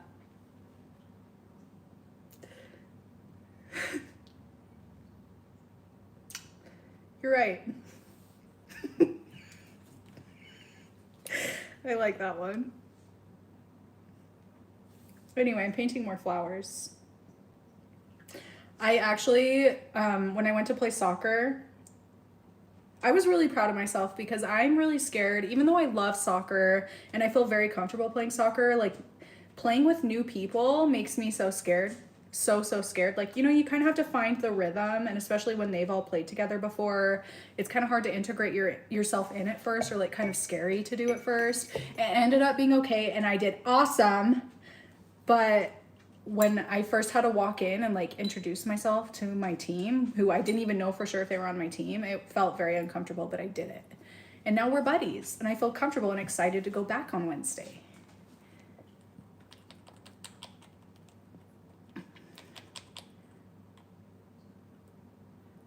If there are two people that know each other, you ask them how they met. That is such a good one. I'm going to keep that one up there. I'm keeping that one. I'm still in that one. That's a good one. Thank you. Actually, wow, is going to come in handy for sure.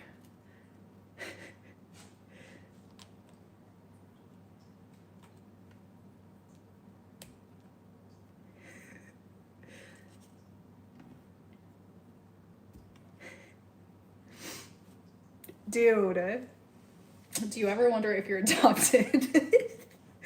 Oh gosh. That'll create some conversation. That'll create some judgment. Do you believe in aliens? That is a good one. Although I feel like, I don't know. I have very out there views on aliens, I feel like. So that's when I would feel scared to ask, because then I feel like I'd have to share that I believe aliens are here with us right now. And all of the other stuff that I want to say right now, but I'm not going to. And then they think I'm crazy. So I like to avoid the ones that I just don't feel like people are ready to know about me yet. But I do like that question. That's like a second date kind of conversation. For sure. Why do you guys like each other? It's a good one. I'm keeping all of these, even the why do you guys like each other, in my back pocket.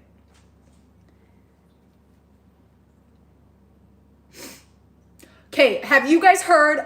Okay, sorry. Shelby said, you cannot convince me that at least some sea creatures aren't aliens. There is no way with how crazy some of them look. Have you guys heard about eels? They don't know? Oh my gosh. I'm convinced eels are aliens. I'm convinced. They don't know how eels mate. To this day. I'm pretty sure to this day. Maybe I need to look up some more information before I talk about this one. Last I checked, they don't know how eels mate.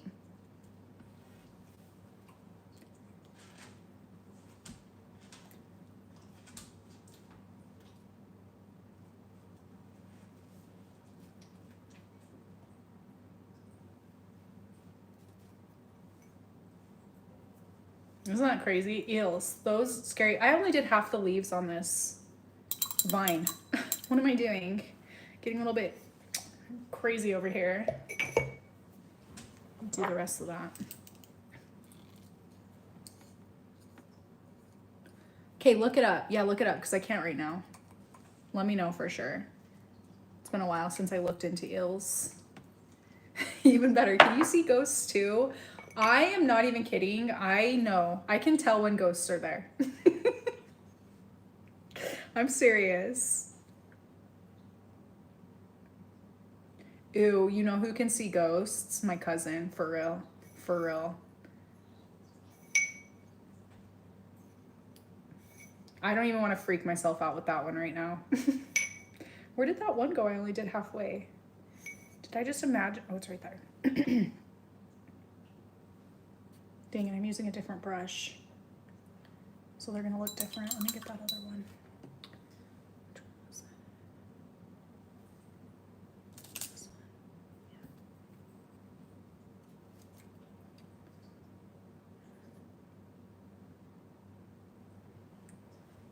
Come on, big fella. And he was like, what the hell? And she said, you're a big fella. Oh, dang it. Maybe it's only a certain kind of eel I'm thinking of. You guys, I need to look it up. I need to look into it more. But I know for sure there's like a kind of eel that they have no idea how they reproduce. I swear to you. I'm gonna look it up. Maybe my next video will be about eel mating patterns and how they might be aliens. Do you guys want to hear something crazy I did back in school?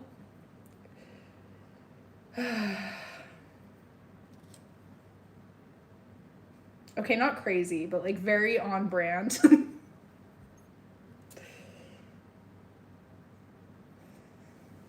Back in elementary school.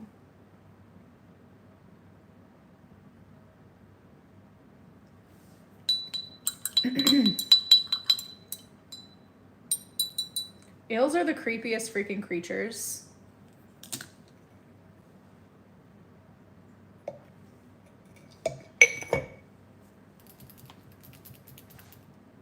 Okay, yes, if you have to ask, the answer is most likely yes, we want to hear. So, one time, me and my best friend Clarissa, we bought pet freaking mice and we brought them to school with us every day, like all year.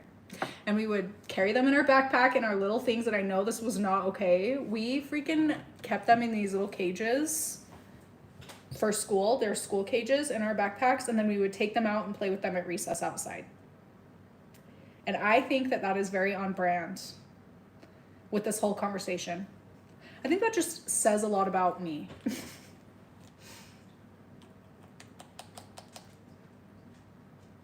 I did play an instrument in school. I played the violin.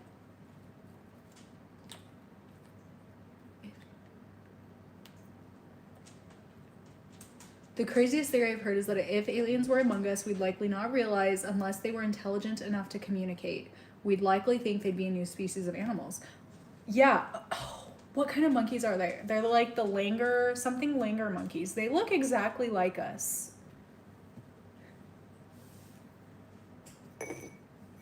And I, like, very similar to us. And I think they might be aliens. Me too? Oh, the violin. I thought you meant you had a mouse you brought to school too.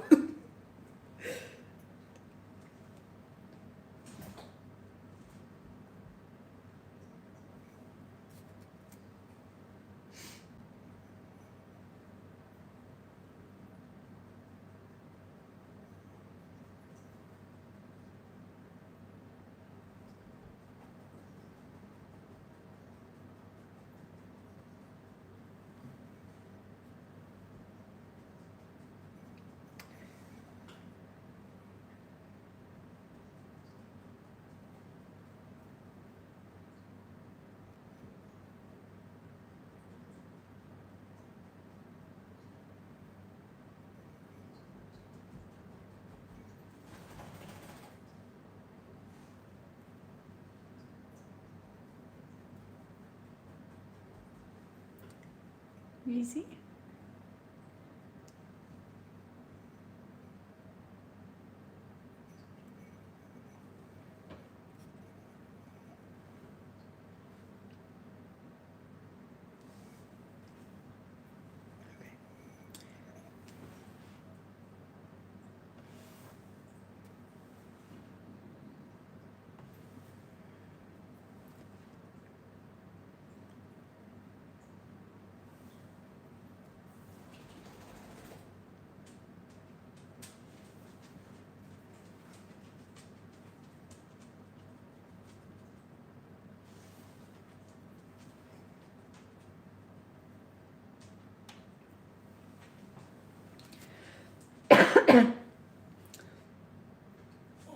I have a tragic hamster story.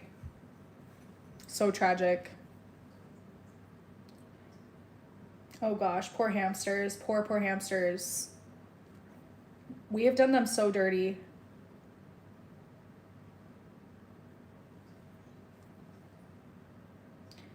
I feel like people are doing better with hamsters and like small rodents though. Like now that they're with the internet, we really are getting so much better at so many more things.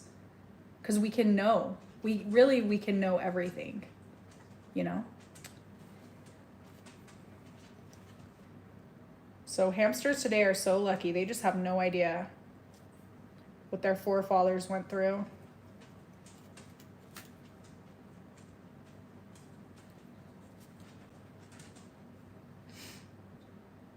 Oh my gosh, you got bit by your friend's hamster? My hamster's name was Nibbles.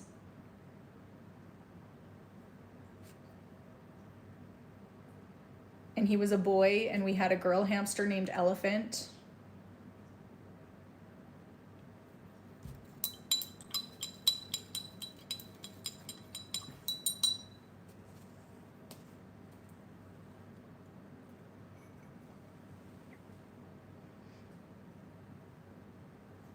A few more. Well, maybe we'll do a bigger tuft here. Yeah.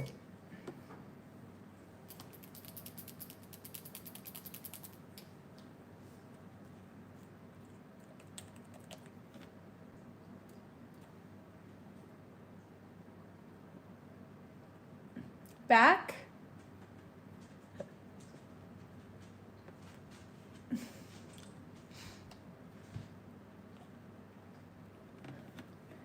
Oh my gosh, did it eat its babies? My friend had rabbits growing up, and the rabbit mommy ate the babies one time when we were playing in the backyard, and it was so traumatic. That was actually a really formative time in my life, I feel like. Seeing that mama rabbit eat her babies changed me as a person. There's no coming back from that, you know?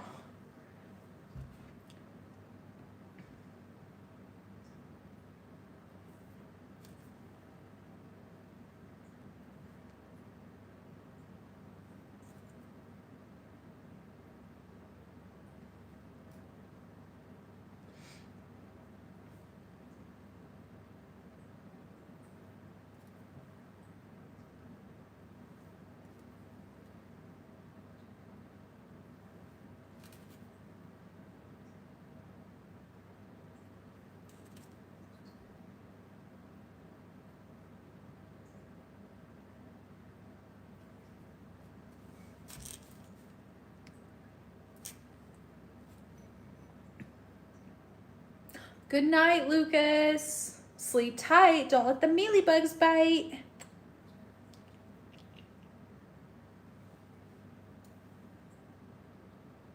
Thank you for stopping by.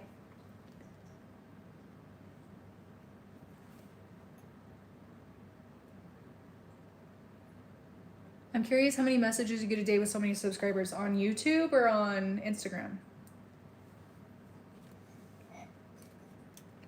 On Instagram, it has really slowed down now that I don't post hardly ever. Every once in a while, I'll have a fun-filled day where I post like 10 times, but that's it. And then I go back to nothing for like weeks.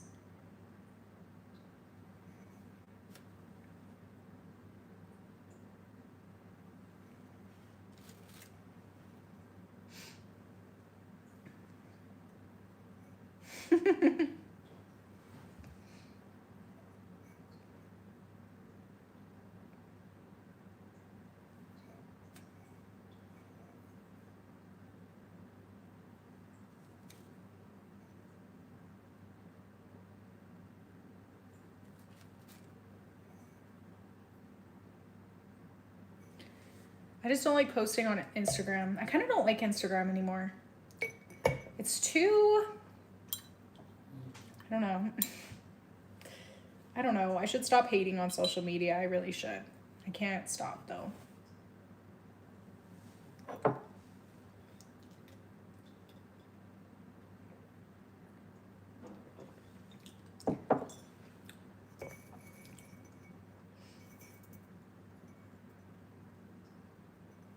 You know what, I'm going to say it. I hate Instagram. I really think I hate Instagram. I will never get rid of Instagram because I think I'm addicted to it, but I am so sick of how everybody just freaking copies everybody. You know? And I know that's kind of the name of the game on social media a little bit. Like trends and stuff is one thing, but like people literally shot for shot copy other people's content. And I hate that. I hate that. I also like, don't get me wrong, I like posting an Instagram photo, I do, but it just feels so fake a little bit, you know? Oh, that is life. I know that is life. It is, I get it, and I know I'm not in the right with my hate of Instagram. I don't really have any good, I don't know. I also, yeah, I'm not gonna get into it. I'm so sorry. I have no advice on alopecia. I really struggle with them a lot. So I'm not a good person to ask about alopecia for sure. I think I want to add some more pink flowers. I want this to be really pink.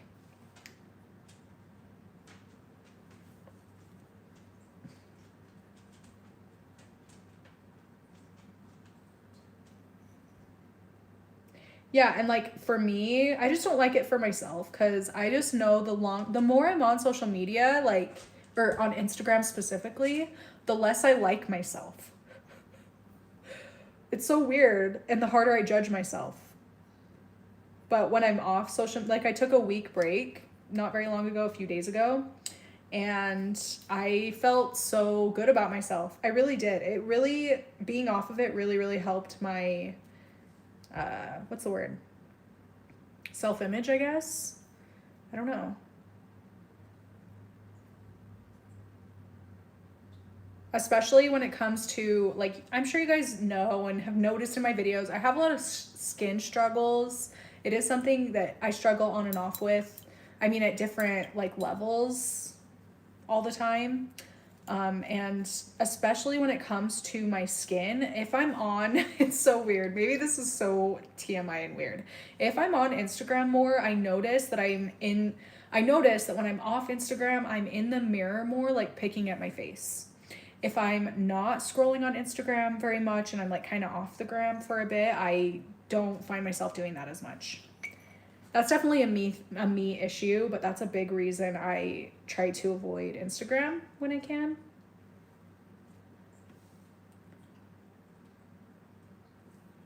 It's weird. Weird.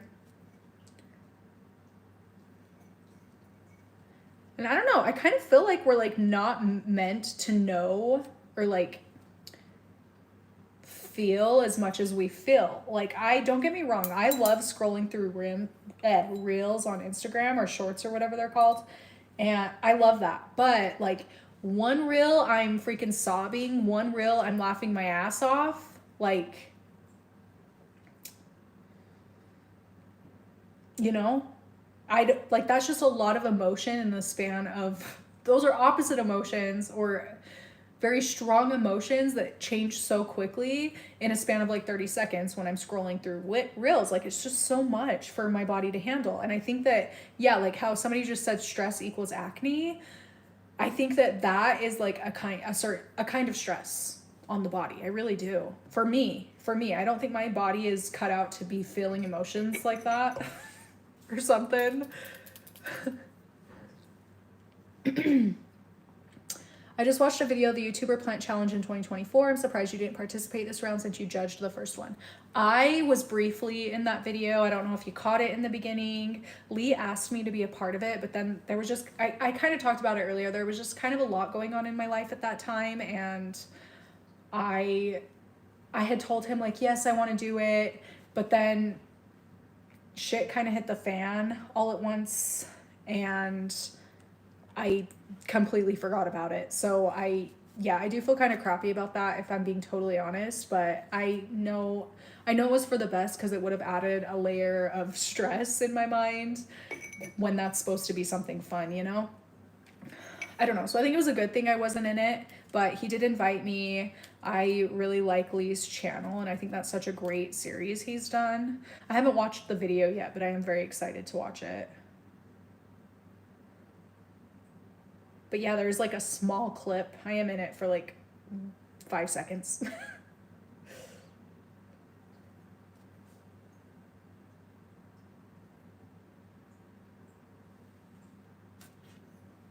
What happened to your mom? She is good. She was here earlier.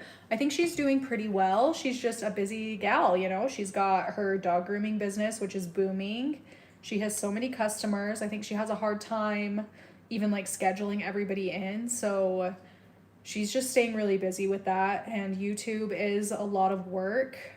I don't know how she was filming and editing and uploading every single day with her full-time grooming business also, and having a 1/4 acre garden and chickens and a fish and like, you know, all of the grandmotherly duties that she does and all of that. So I don't know, I think it's a good thing that she's taking a break from it. And I don't know if she's going, I don't know what her plans are, if she's planning to go back, but we do also kind of have like, I don't know if she'd be okay with me saying this, and we haven't even really talked about it that much, but we do kind of have a big drama thing going on in our immediate family right now.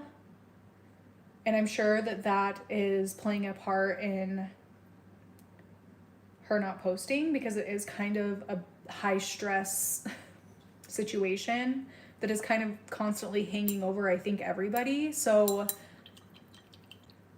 yeah, I don't know, maybe she'll come back in the future, but she seems good. When I saw her earlier, she seemed good, said she was good, so she seemed happy, so that's...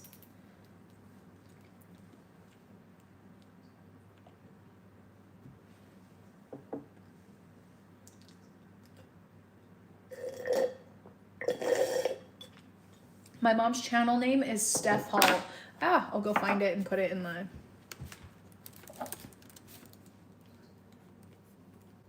thing if you want to go watch her videos. She sometimes posts plant stuff. Well, she did for a long time. Now she's more into the just like vlogging her day kind of thing. Just whatever they're up to. You can hear my typing. Wow, this phone microphone is really good. Hi.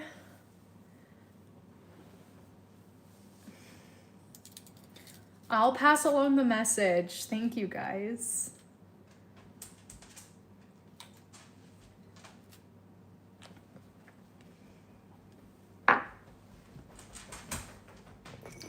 I know, the puppies are so grown up now.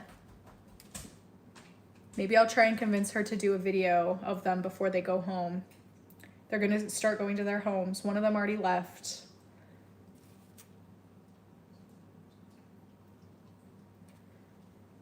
I almost took one of her puppies this time. And I was like, no, there's too much going on right now.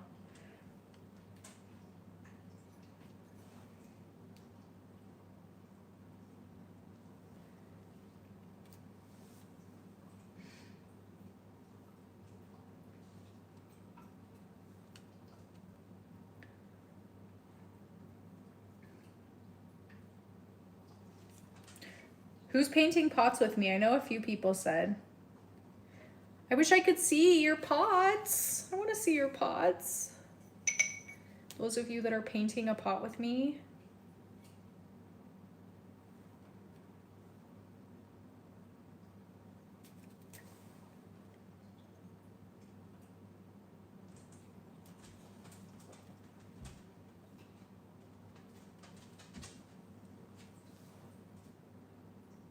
No biz.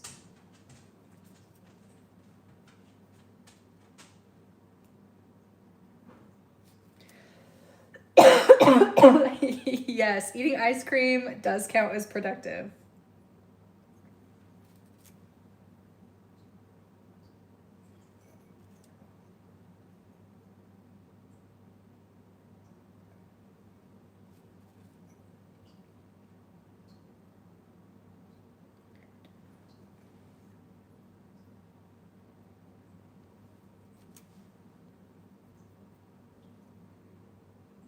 I wish I had ice cream. I would totally join you guys in your ice cream eating efforts. My favorite kind of ice cream is cookie dough or moose tracks.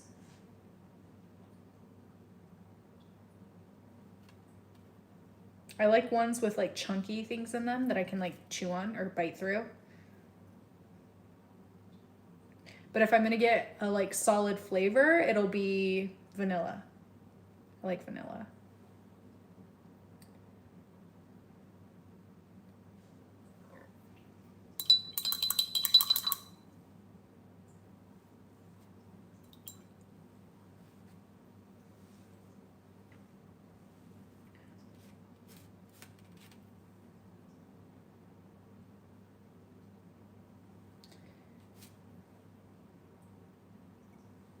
Sorry, I keep getting so sucked into doing this. It's so relaxing to paint these flowers. Hang on, I think I'm gonna go get a claw. Yeah. Why not? Aquatic moose tracks, yes, exactly.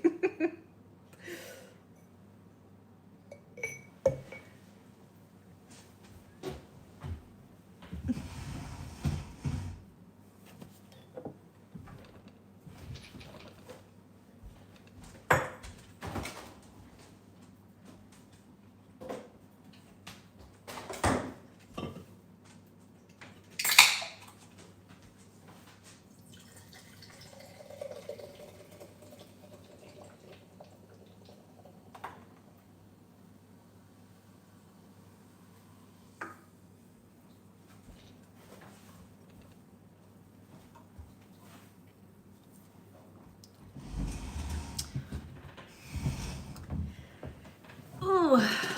Hey, that time I lifted my leg up on its own.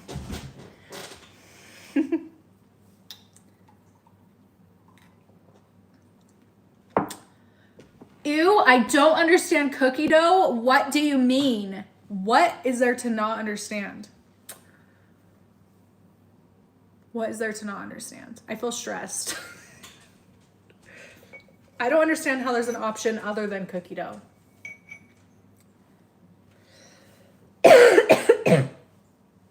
Going to get ice cream. Does somebody want to get me some? My address is... Just kidding.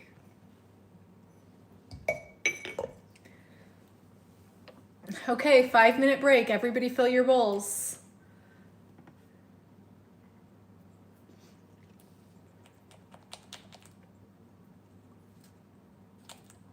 I really don't love chocolate. So, I don't know. Like I like dark chocolate. It's just milk chocolate, which is what like chocolate ice cream is just too sweet or something to me. Vanilla is just perfect.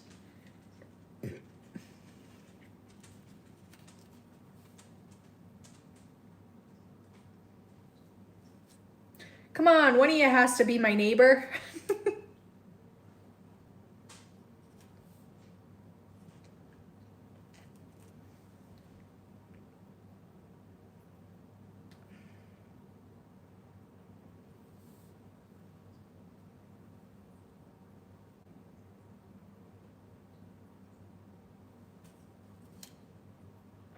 Vanilla with peanut butter. Oh my gosh.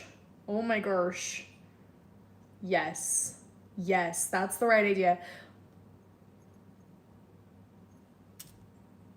Do I want to make a little banana peanut butter chocolate treat right now? Maybe. I do, but do I actually, or do I want to keep painting this? I think I want to keep painting this.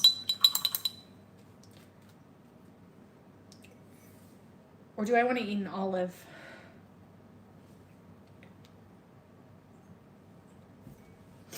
Olive it is. Okay, I need to put these olives away. I'm going to keep eating them. And this is way too much salt.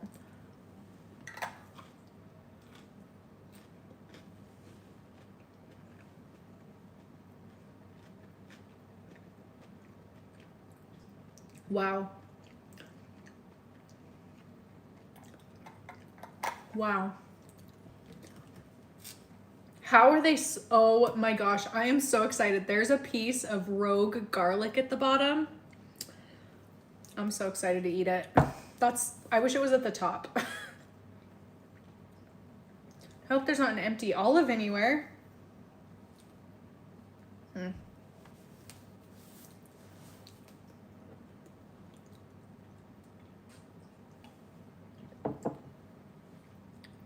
This brand is the only brand. And they're those freaking, what are they called? They're like pickled jalapenos. Oh my gosh. I put those pickled jalapenos on everything. Well, I barely opened this today and I've had 2 olives out of it, so I don't think that there's any way I can work it to the top. They're just so packed in there. I need to eat a few more olives before it'll make its way to the top. Where's the one on the side? You guys, you better not be tricking me right now. I don't see one on the side. Nope, I don't see one on the side. You guys are lying. Why are you lying? Cowboy candy? What's cowboy candy? Have you guys had cowboy cookies? I put my cowboy cookie recipe in one of my videos before. Did any of you guys make them? Because those are the best cookies. Genuinely the best cookies. And I don't care if you disagree. They're the best. Okay. Now I need to start doing... Let's add another color of flowers.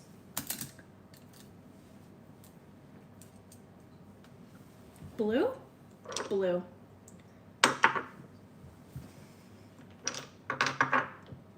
Do you guys remember when Bikini Sotini was a really popular nail polish color? Remember this one from the OG YouTube days? Yes, the one with the pretzels. Did you like them?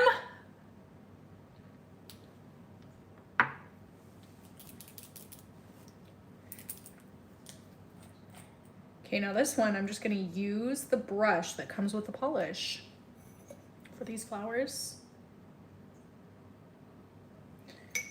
Well, maybe I don't like these OPI brushes, actually. No, that's fine, actually. That'll be cute.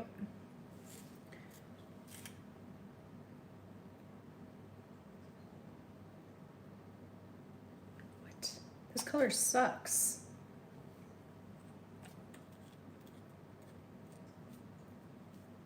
That sounds so good. You guys are making me want a freaking sweet treat. Thanks a lot. Thanks a lot. I'm gonna go get one.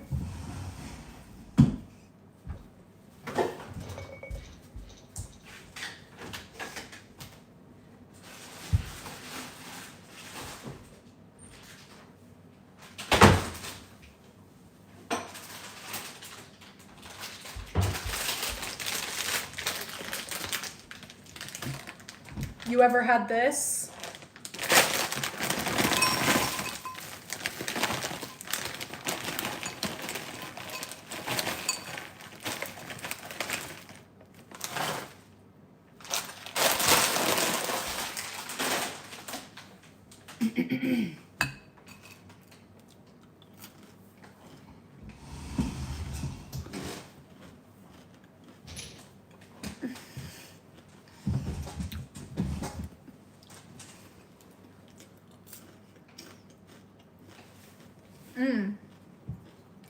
I don't like this one.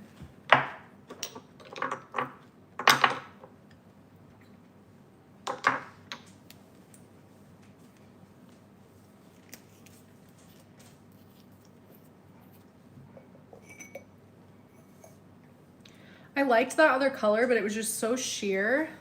Like you can barely even see it. So I think I need to switch. So what plant is going in this pot? I think a Hoya, a small little Hoya. One of those, if you watched my plant tour, one of those Hoyas that I was like, oh, I'm probably gonna get rid of these. And then as the video went on, I realized I was not gonna be getting rid of them because I actually really like them. They just need to be repotted. I am going to declutter a lot of plants though this year. And I think I'm gonna sell a lot of plants in my plant shop. I've been kind of hanging on to plants. Oh, this one's kind of sheer too. What the heck? Maybe I need to do a layer of that one and then a layer of this one. Who lied? I did lie. Why is my... I'm getting a rash on my face a little bit. I didn't lie. Just changed my mind.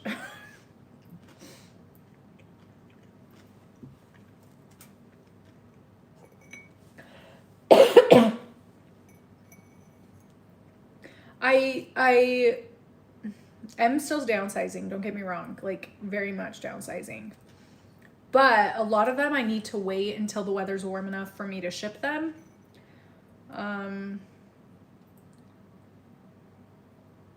So like some of them will still be sticking around for a while, but come like May, I will start selling in my shop again. And then that's when a lot I think is going to really move out of my house. Just in time for camping season. I really want to get a freaking van. I would love, if I didn't have kids or a husband, I would totally do van life. Like I would definitely be that person to live in a van. But since I can't really do van life at this point in my life, I think I want to get a van, like kind of situation for camping so that I don't have to, so I can just pick up and go and not have to pack my car every time. You know? I'm trying to talk Ryan into it. Good night. My website is the Foliage Fix. I'm currently not selling plants. It's just way too cold to be shipping plants. Even, I mean, I could do heat packs, but I just don't really think it's worth the stress during this time of year. And heat packs are kind of expensive to ship. Not to mention just buying the heat pack itself.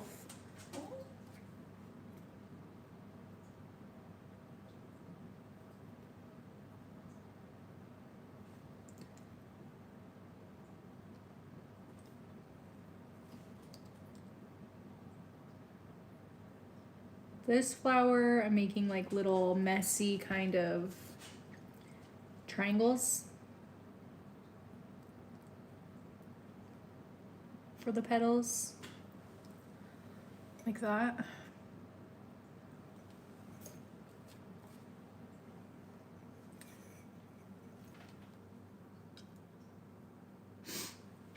Well, I would have plants in my van life, of course. Like, I definitely plan to take a pothos camping with me. Duh!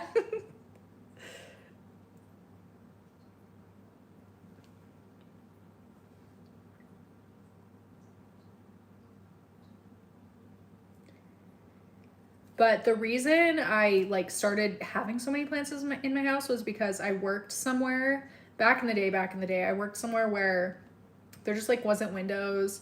The hours were long, the schedule sucked, so I really felt like I was lacking a connection to Mother Earth. So that's why I started keeping plants in my house. So on my days off, even through the winter when, you know, it doesn't feel very, like, I kind of hate winter. I don't like going outside in the winter. Nothing about winter makes me feel good. I could still have a connection to nature, you know what I'm saying? But honestly, now I kind of just feel like I'm in a place where I'd rather be out actually in nature. Not that I don't love my plants, don't get me wrong. I really like taking care of my plants and they feel so rewarding and give me kind of something always to look forward to year round, like all the new growth and stuff, especially in the winter. But I just don't feel like the same level of need of my plants as I had back then. So I just don't think I need as many, you know?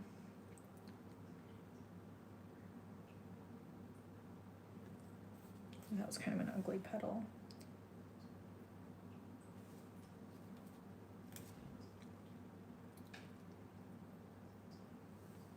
I have a really bad habit of holding my breath when I paint. It's not so bad here because I can paint a little bit bigger, but especially when I used to paint the really intricate designs on my nails, I would hold my breath with each step. So probably lost a lot of brain cells back then, actually. now that I think about it. Couldn't have been good for me for sure.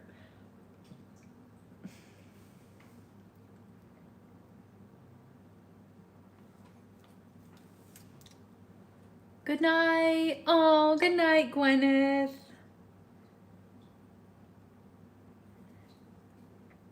I was trying to stop myself from saying it, but sleep tight. Don't let the mealybugs bite. I think I'm so clever with that one. I can't not say it. I'm so sorry. How many times have I said it tonight? Woohoo! Welcome, Looney. Is that how you say your name? Lenny?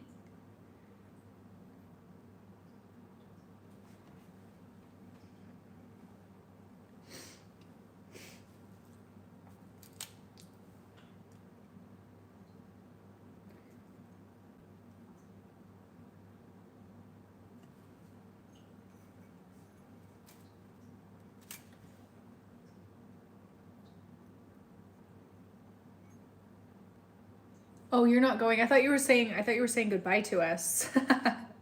Well, thank you for hanging out. I misunderstood. Lenny?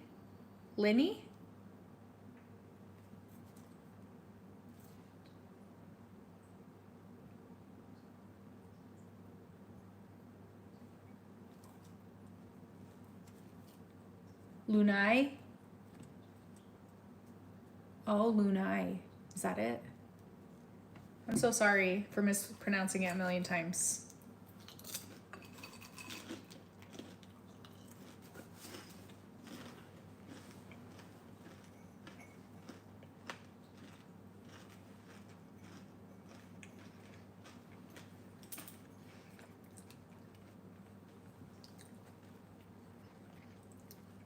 Kathy, that's so funny. I am the exact opposite right now. I'm cutting back on my fast growing ones that need to be repotted constantly, and I'm switching more to like succulents. The slower growing, kind of like Sansevieria, thicker succulents. Because they grow slower and they don't need as much maintenance. So it's just funny, we're in different stages of our plant keeping thing.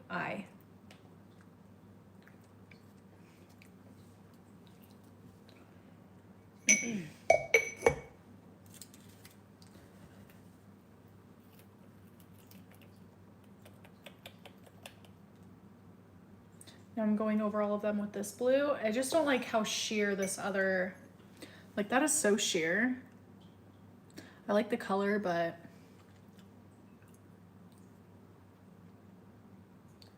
too sheer. Plus I guess it'll give it a little more detail.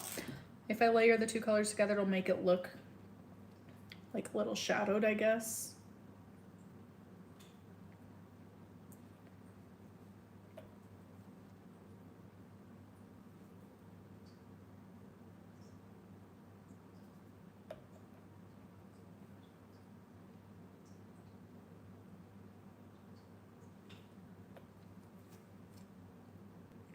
You guys, I don't know what to say. I feel like I was over talking for a minute there, and now my mind is blank. I'm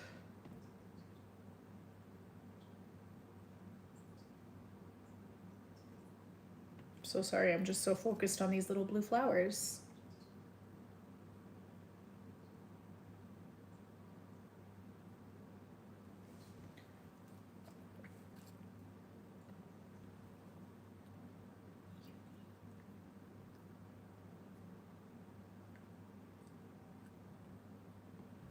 Good night, Bethany. Sleep tight. Don't let the mealybugs bite. Bet you didn't see that one coming.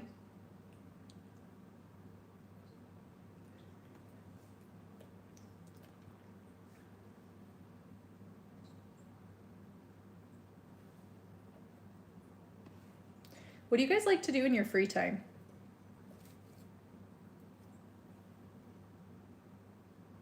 Like paint pots like this? Do you like to make something, or do you play like a sport? I don't know.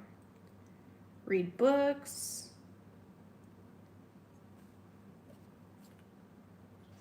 Tell another embarrassing story. Oh gosh. I gotta think about it. Ooh.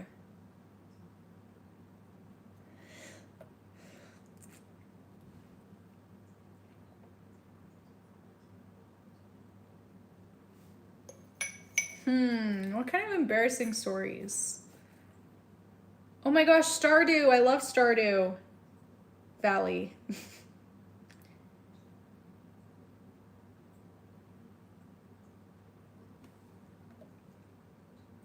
Play outside, yes.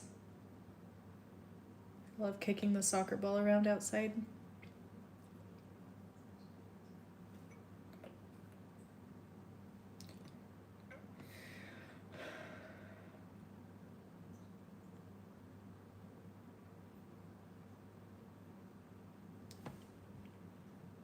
It wasn't a juicy story.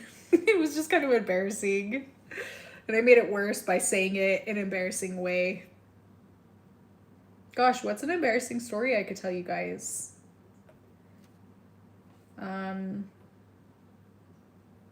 trying to think of like I have so many like retail, they're not really embarrassing though, but retail experiences, stories, college roommate experiences, stories. I had kind of a crazy roommate, a creepy roommate, I guess. Oh my gosh. Yeah, I actually have I have a lot of creepy stories from college actually.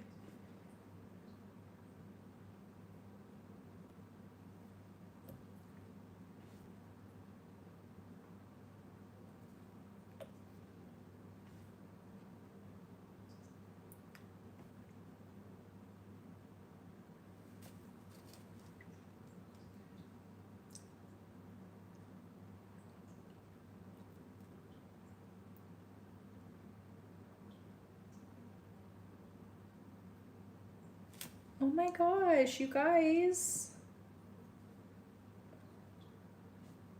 Those are good hobbies.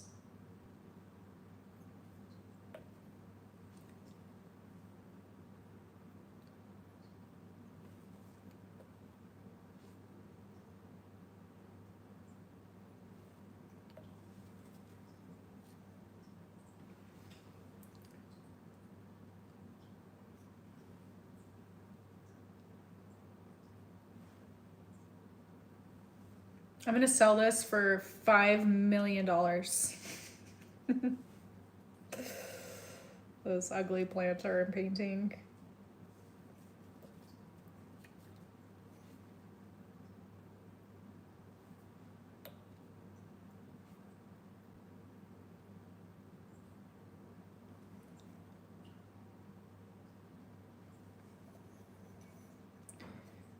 I'm in the deep end of toddlerhood. Haha, not much time for hobbies. I feel you there.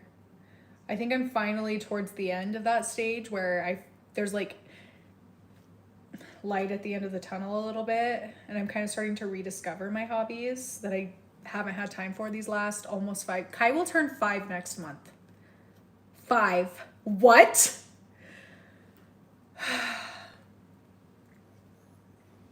Yeah, these last 5 years. So I'm coming back to a lot of my hobbies, and it feels so good to finally feel like I can.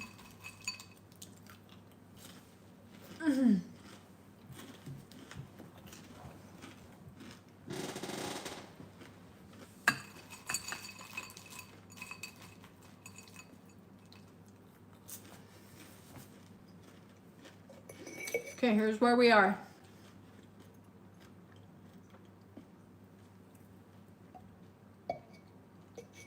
Oh, thank you so much for stopping.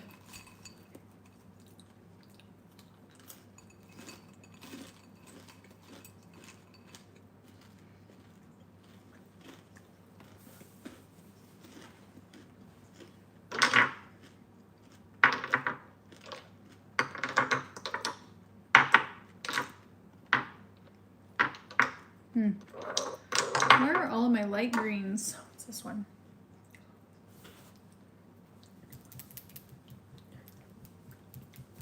Did you sleep train your boys? Because my 13-month-old never slept through the night since day one. No, and my kids are the same, especially, I mean, Rye's a little bit better. Kai, still to this day, doesn't sleep through the night. He gets night terrors, and he has since he was just teeny tiny. Unfortunately, they still kind of don't sleep through the night very well.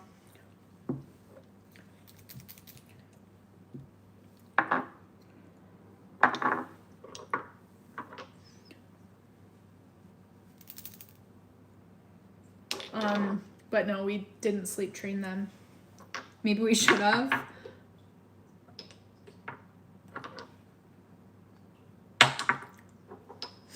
What do I want to do next? Maybe I'll start adding. Are you running in the winter? I took the last 2 months off of running. We ran back-to-back half marathons.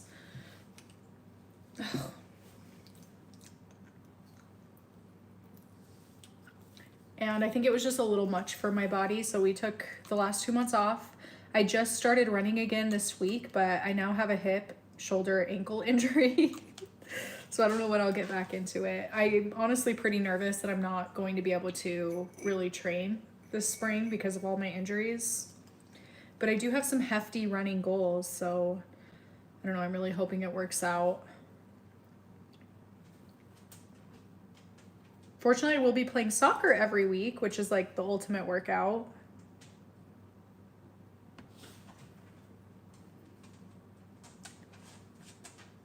But no, I don't run outside. If I do run, it'll be on the treadmill. I hate the cold. A lot.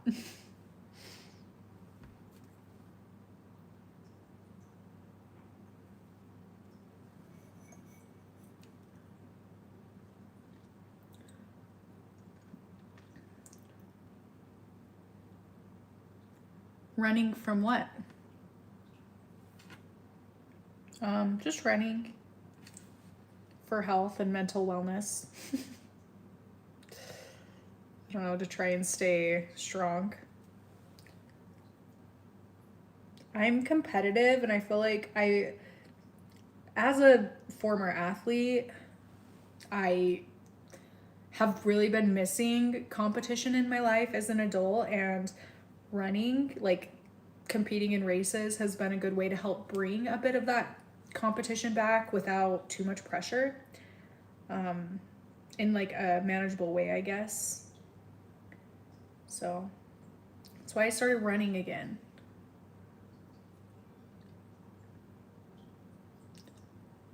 Yeah, running from mealybugs. Yeah, soccer is running. It's crazy because, like, ask me to run 10 miles. I can do that. I can do that. Okay, I know I could do that.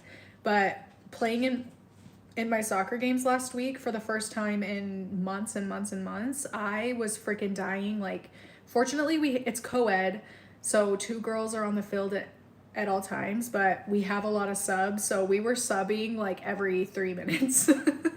I had a sub every 3 minutes. It was kind of bad.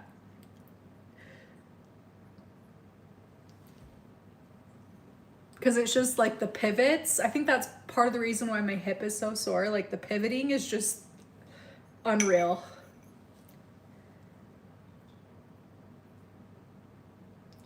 I can't believe, like, it's crazy to me how strong I used to be. Like back when I was playing soccer in college and stuff, I could play a full game, like full throttle, the whole game. Now, 3 minutes. Put me in, coach. Put me out, coach.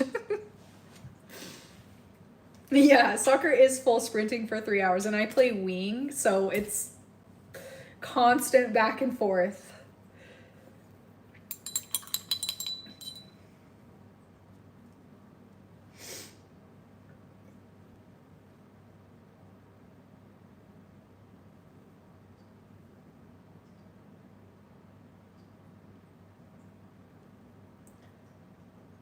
Yeah, I stretched and I actually like really warmed up well because I knew that it was going to be really tough. I don't think that where it's been so long since I've done any kind of workout like soccer, there was no preparing for it. There was no preparing for it.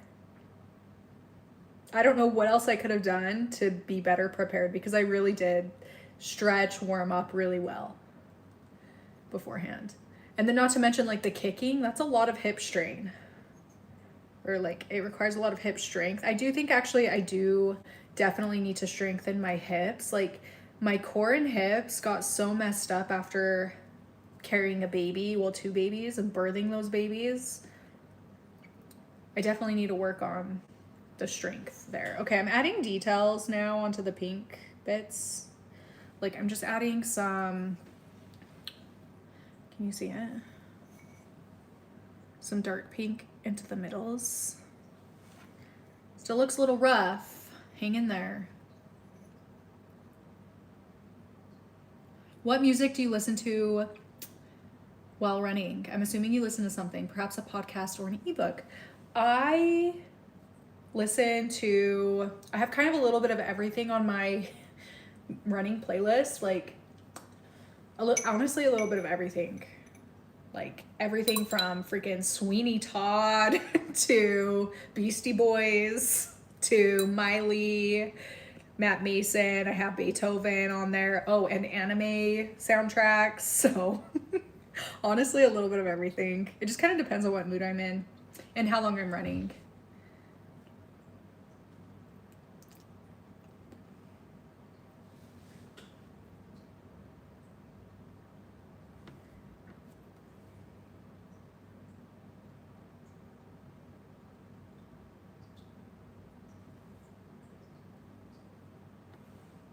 Yes, I'm using nail polish. As always. I haven't been watching anime lately. I really haven't been watching too much TV. I guess I have been catching up on Gossip Girl. And then before that, I was rewatching. I'm rewatching Gossip Girl now. And before that, I was rewatching Desperate Housewives. I want to watch Dan to Dan, even though I've heard it's weird. I'll probably start that one next.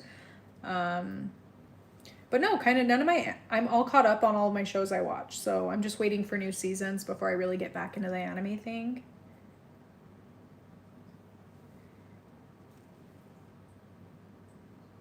Why, what are you watching? I need some recs. What soundtrack is definitely for an ADHD person? Sweeney Todd? Arcane? Okay, I'll add it to the list. Tell me about it.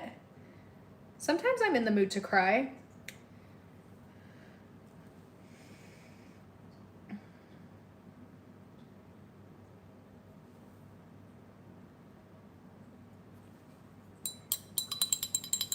I've never seen Gilmore Girls. Okay, I did actually try it once, and I watched the first 2 episodes, and the girl bugged me a little bit, but I don't know if that was just a younger me issue that I might be over now. Jeez, I'm kind of a freaking hater. The Demon Barbara Fleet Street. Yes.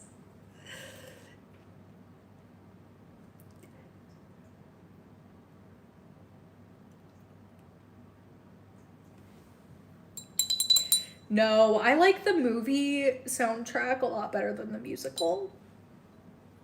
I know. I'm talking Johnny Depp version.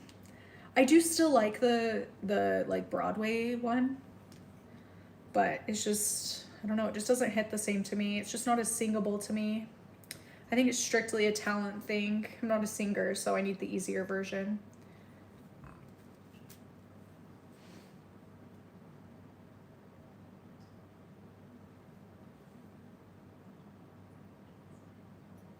Oh my gosh, I'm so excited to watch it now. I love, like, why are anime freaking intro songs the best music ever? That freaking season 1 Demon Slayer one, the Lisa one, I think, is that the name? So good.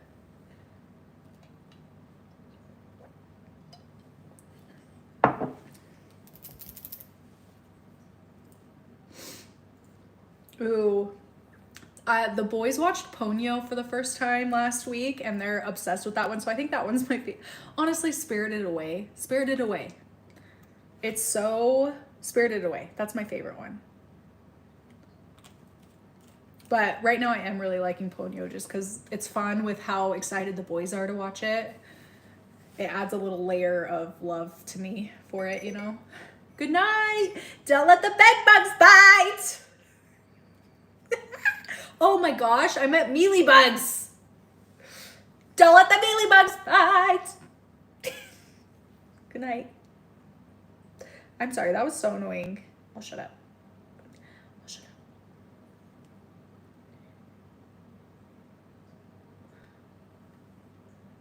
I'm not really liking how these flowers are turning out.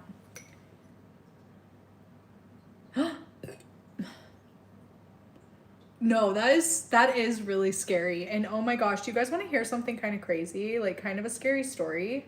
Well, it's not really a scary story, but something weird that happened in my youth, I guess, about pigs. Having to do with pigs, partially.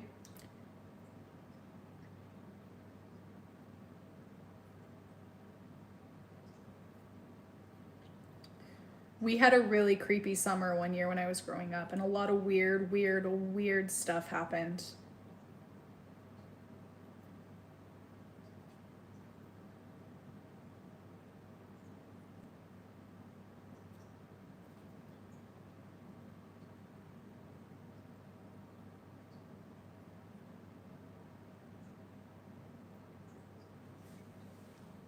Oh no, they're looking good. I lied.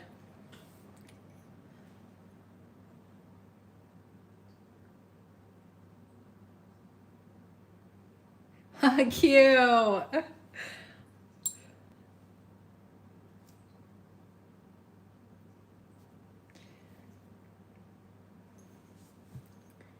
Okay.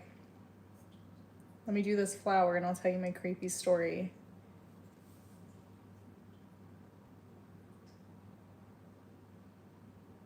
I don't know if you guys want to see what I'm doing. Probably can't even see it from that far away, but I'm just like outlining gently each of the light colored petals. Very gently. And then adding a couple of stripes in the middle, each one.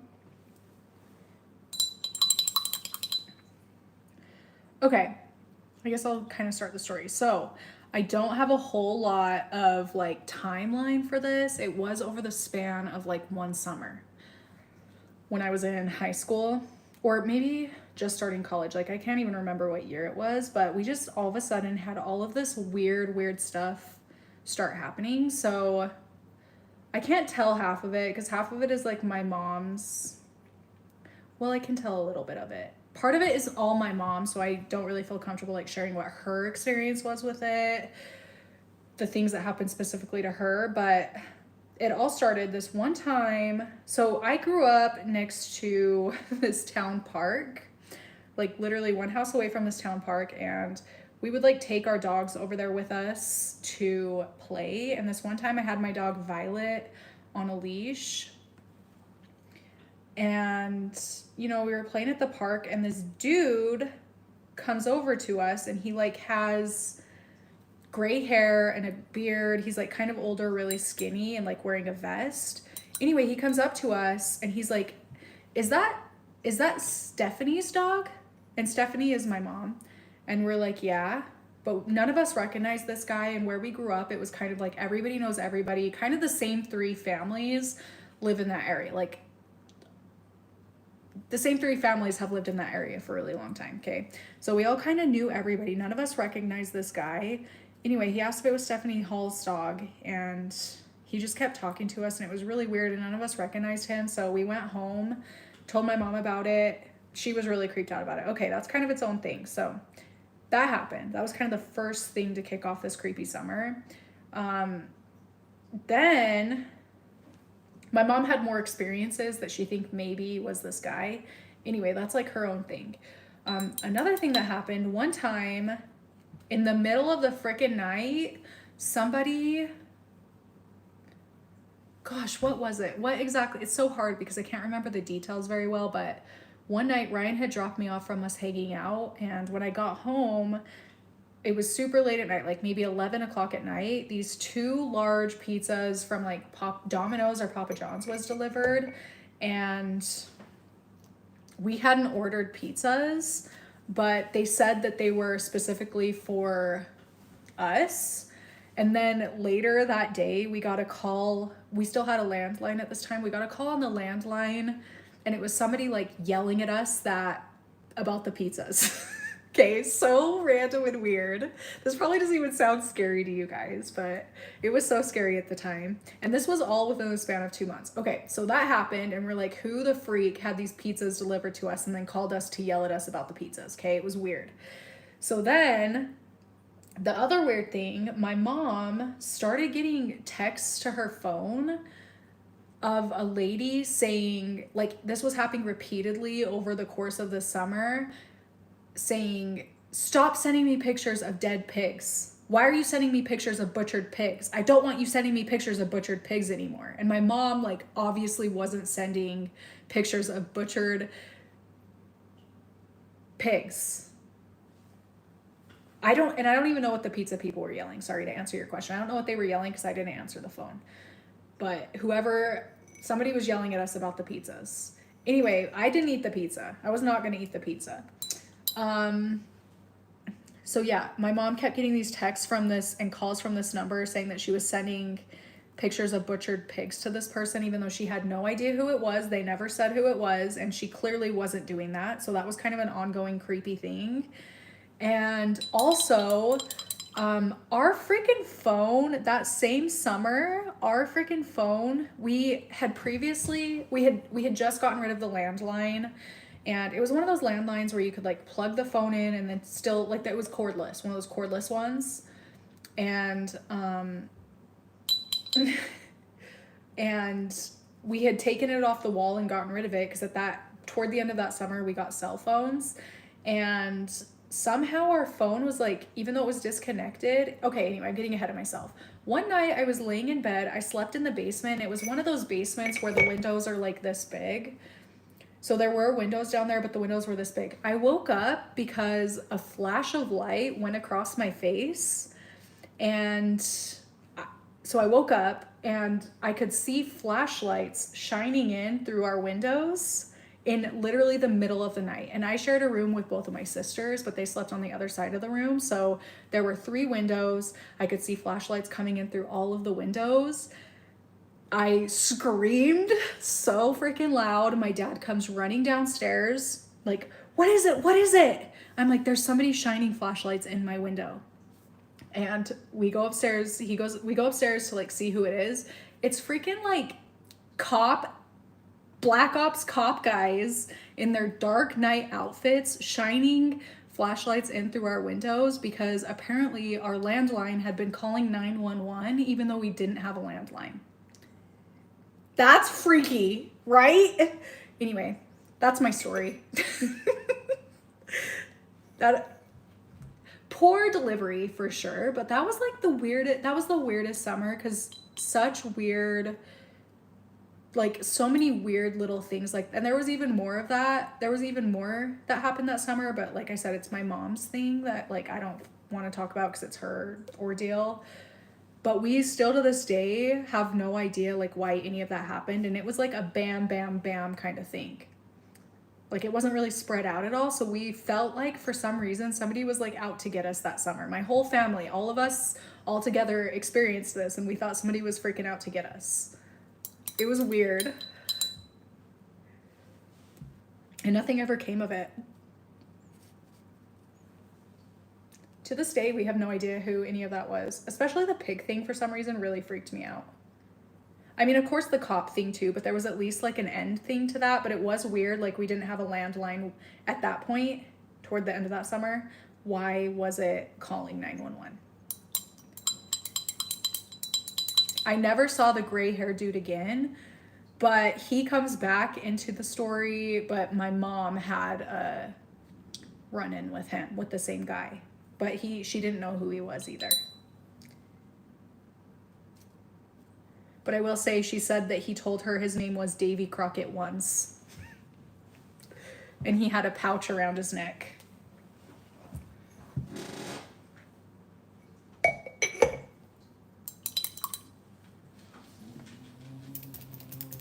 Scary, huh?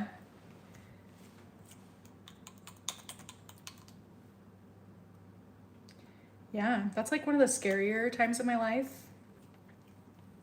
And I don't know if any of you guys watched my like scary babysitting story, but that was the summer that I was babysitting for those people, and that totally unrelated scary thing happened when I was babysitting.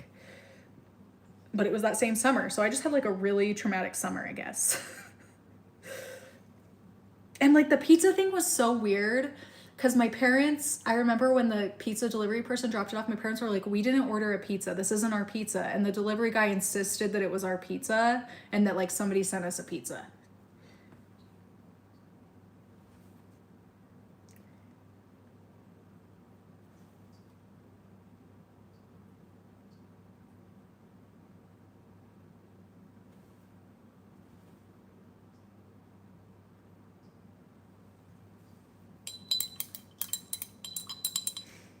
Oh, well, if you had a pouch, that's your clue. Yeah, and I guess, so like, again, I wasn't there for my mom's whole thing. The only other situation I know about when she ran into the Davy Crockett Ones guy again, it was in our driveway. He gave her a note. She didn't even read the note because she was so freaked out and she had no idea who the guy was. But she threw it in the garbage. And she didn't read the note because she was freaked out.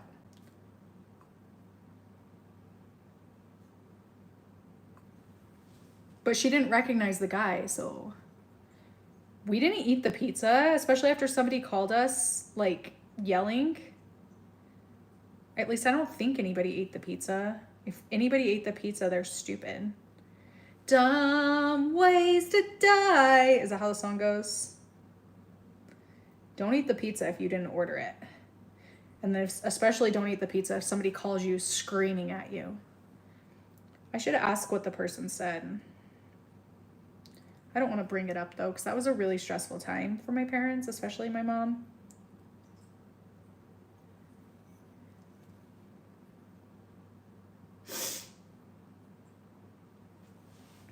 That wasn't a small, okay, it is kind of a small dumb thing, but that was like a very, I don't know, it was a weird time.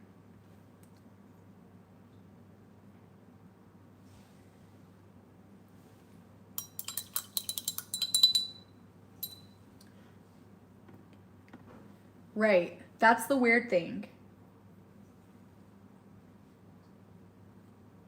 Ew, can you imagine? That's scary. I'm scared. I'm scared and I'm home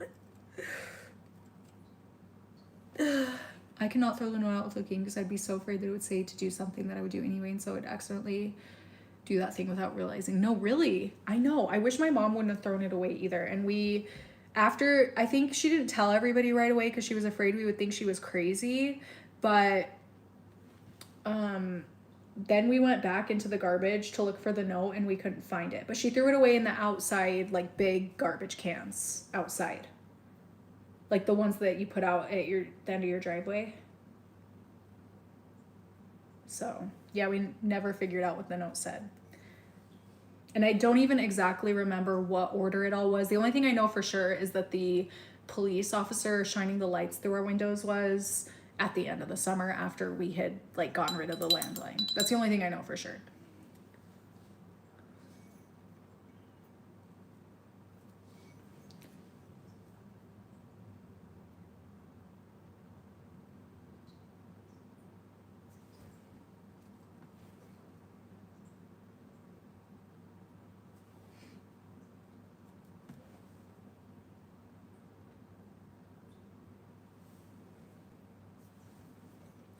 Okay, here's all the progress I made. A David Lynch movie. Does it?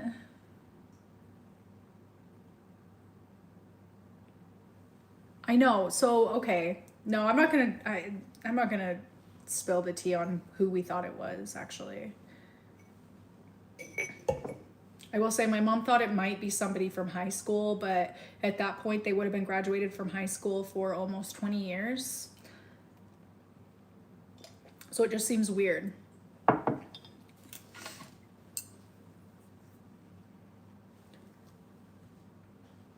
oh my gosh, you know what? In my adult life, I had a crazy freaking, well, kind of a friend, well, one of Ryan's friends. I don't even, maybe I'm scared to talk about her. Honestly, actually, I'm afraid of her. I don't want to talk about it. I want to talk about it. I'm done.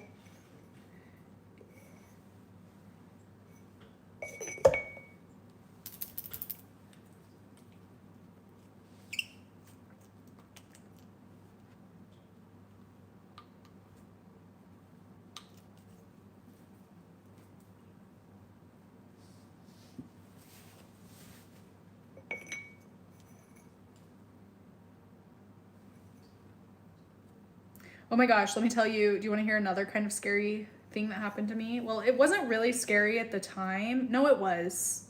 It definitely feels scarier now thinking back on it. Though, something that happened in college when I lived in Wyoming, in Rock Springs, Wyoming.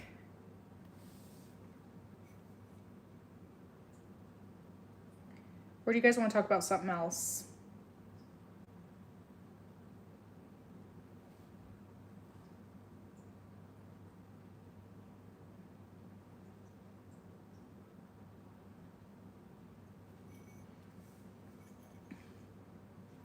Did you expect this life to be a trip down memory lane? Honestly, maybe subconsciously, yes, because I love reminiscing and I love telling stories from my past, even though I'm not good at it. I like trying to remember it. And then I think saying it out loud helps me remember some things. Okay. Okay, moving on from stalker stories, any scary ghost stories? I have already told all of my ghost stories in my repot and chats. I have no more ghost stories. I think I even told about my sleep paralysis demon in one of them that actually happened at this house, but I don't want to talk about her right now because I'm really, really afraid of her. Number one fear for sure. Yeah, so I just have like my college one, my only one from college.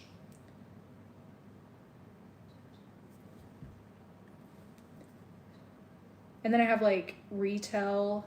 I actually have a couple from college. You know what? I do have a couple from college, but they're not ghost stories.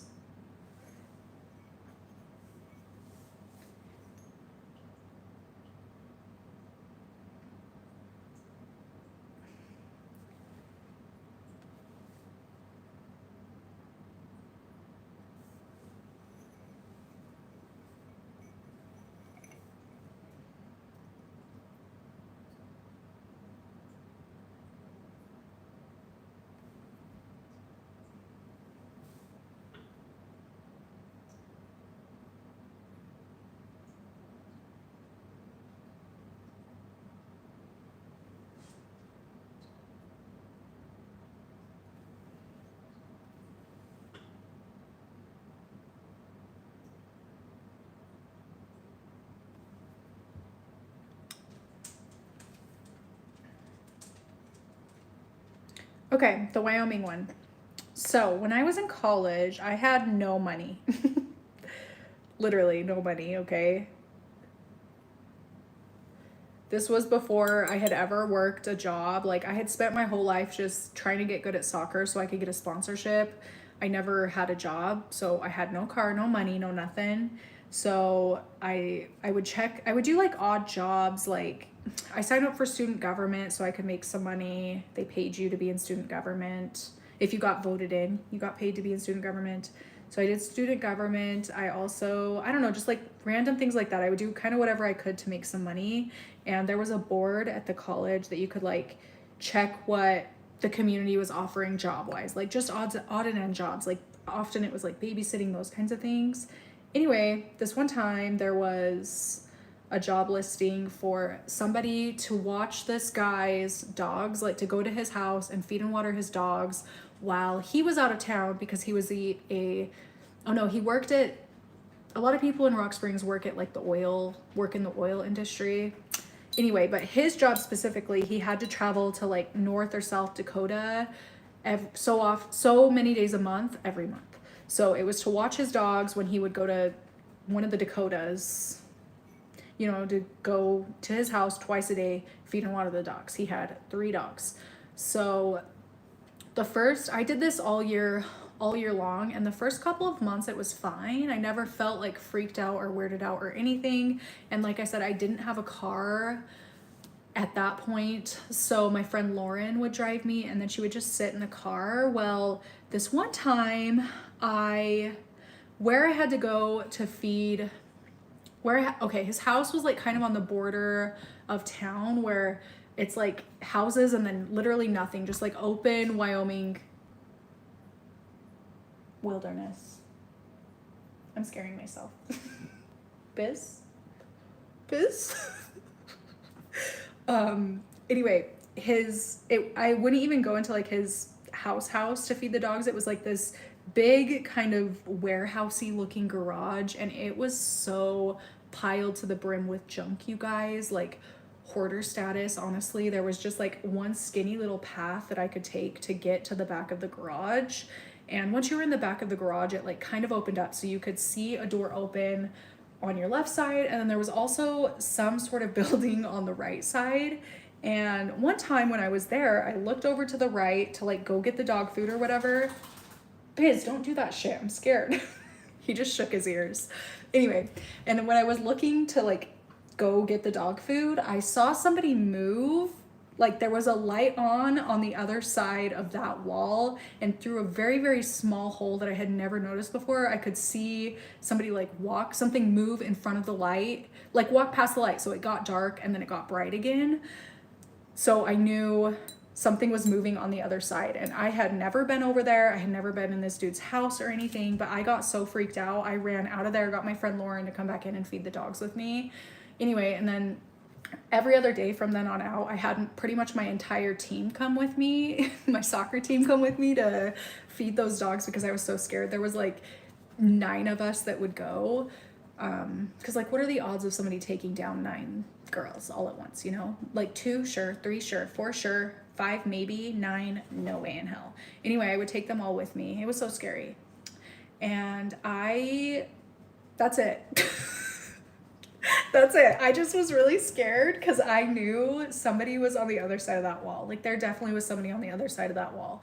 And I sat there, when I saw that light move, I sat there so still and like tried to listen if somebody was moving, but nobody was moving. But I know for 100% somebody walked in front of that light. Anyway, that was really scary and it was kind of weird. And I think at the time it felt scary, but now that I look back on it, I think that was a really dangerous situation that I put myself in to go, stop. I need you to not be freaking me out right now. Even more than I already am. Come here. I just think looking back, it wasn't one of the dogs, because the dogs lived, like it was a garage, and then the door was at the back of the garage to go into the house, and then on the other side was this little hole to the other side of the other like shed or something. I don't even know what it was because it was on the back side of the house. It wasn't one of the dogs. All of the dogs stayed in that back area that was kind of open, I was saying, in his very junky, warehousey garage. Anyway, what freaks me out about this so much is I think this is me totally speculating and being super judgmental. I think he might have been a creep. I really, really do. And I think that, especially, maybe it's me watching way too much true crime, but like going to the, I always felt kind of weirded out because when he would bring me his checks, that he paid me to feed the dogs, he would drop them off. Like there was this kind of, what's it called? Like a roundabout where all of the dorms were. And he would just pull up in the dorms, hand me the check and like drive away and not really say anything. But like, I just think that with all the true crime stuff I watch now, it freaks me out even more because that was a really dangerous situation to put myself in. And yes, I had a friend waiting for me in the car, but like anything could have happened. You know, like my friend wouldn't have known if anything went wrong when I went in there to feed the dogs. I wholeheartedly, to this day, think that dude was home. I really do. And I think that it was him who was waiting on the other side of that door to like attack me or something. And that's probably all the true crime watching, but something in my gut tells me that it just was not a safe situation to be in. And I should not have been, like, I'm so glad I brought my friend to go with me. I should not have been going to that. I shouldn't.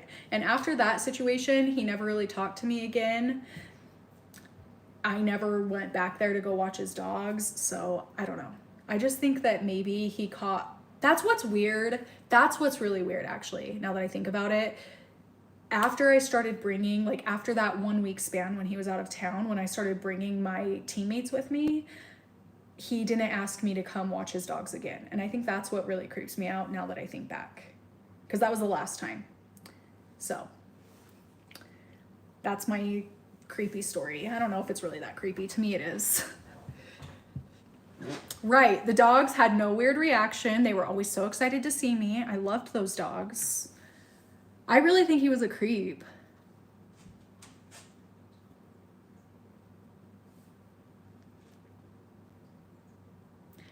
Yeah, and like maybe somebody was living in a granny suite, but he had specifically said that nobody was living in the house. So nobody was home in the house. I think like if somebody was living in a grandmother suite, he would have mentioned it because he made a point to say that nobody was home.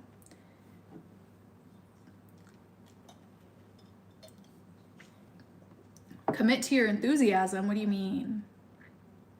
Commit to my enthusiasm. What do you mean?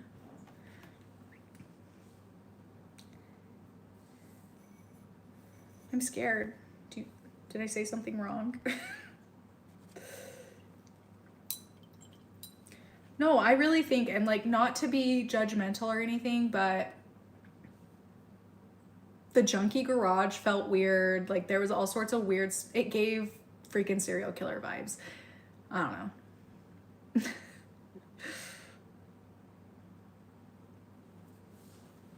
And Wyoming's already kind of a weird place. Like, guess what? One time they literally found meth in the water that was like the public water that was going to people's homes. Like somebody had put meth in the water in Rock Springs, Wyoming. That's crazy. Like that just says so much about Wyoming.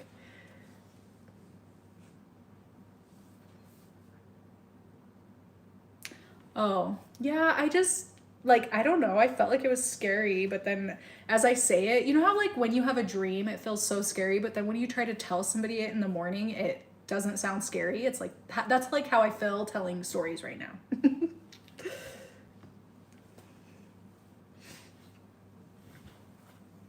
Anyway, sorry.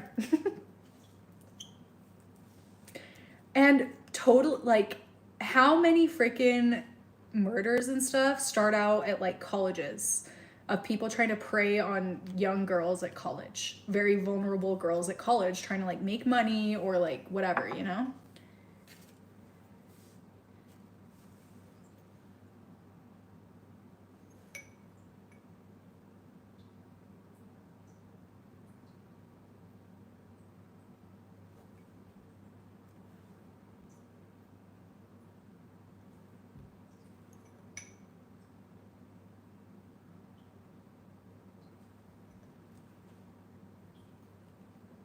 I don't know.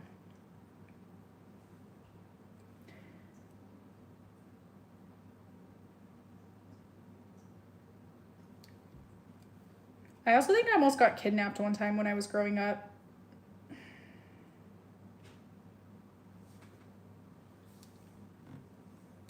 So maybe I'm just very suspicious of everybody.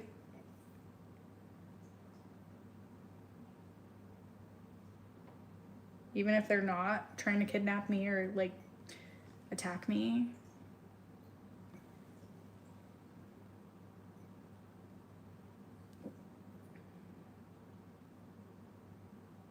Yeah, I never saw him put, like, I kept checking the board to see what jobs were available, and I never saw that dude post again. So I don't know what happened with that. I hope his dogs were okay. But it just very creepy, very weird.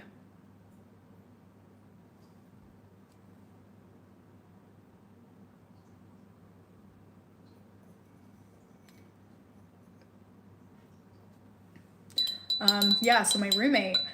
So, okay. I do feel, I don't know. I don't know how I feel about saying about this one. Like, I don't think that she would ever watch my videos, but I do, if she did, I feel like it might really like affect her, eat away at her, because I just think that I don't think she's a creepy person. I just think that she was in a very, how do I say this kindly? Like, I don't think that she was ready, or like, this girl, okay, this roommate was somebody who had always kind of been babied by her parents, and I don't think that she really had a lot of like real life experience outside of her home.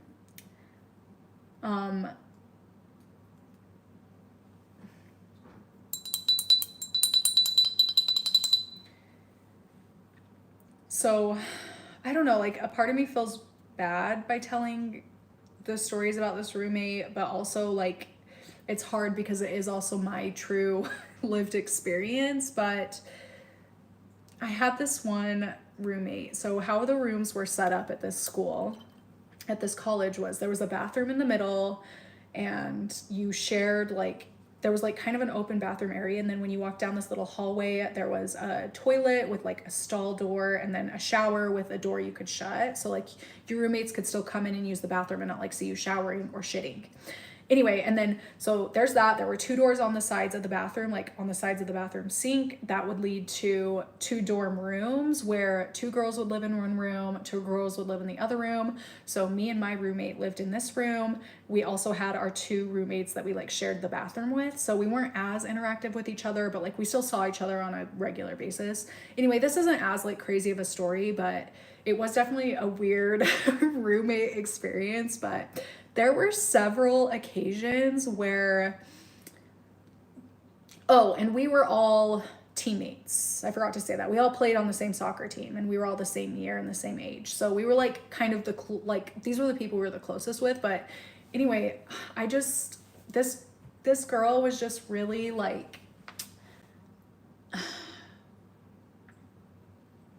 kind of needy or something, and a weird, kind of an off-putting way, I guess. And there were several occasions where me and my roommate would wake up and she would like literally be sitting at a chair at the end of our beds, like watching us sleep.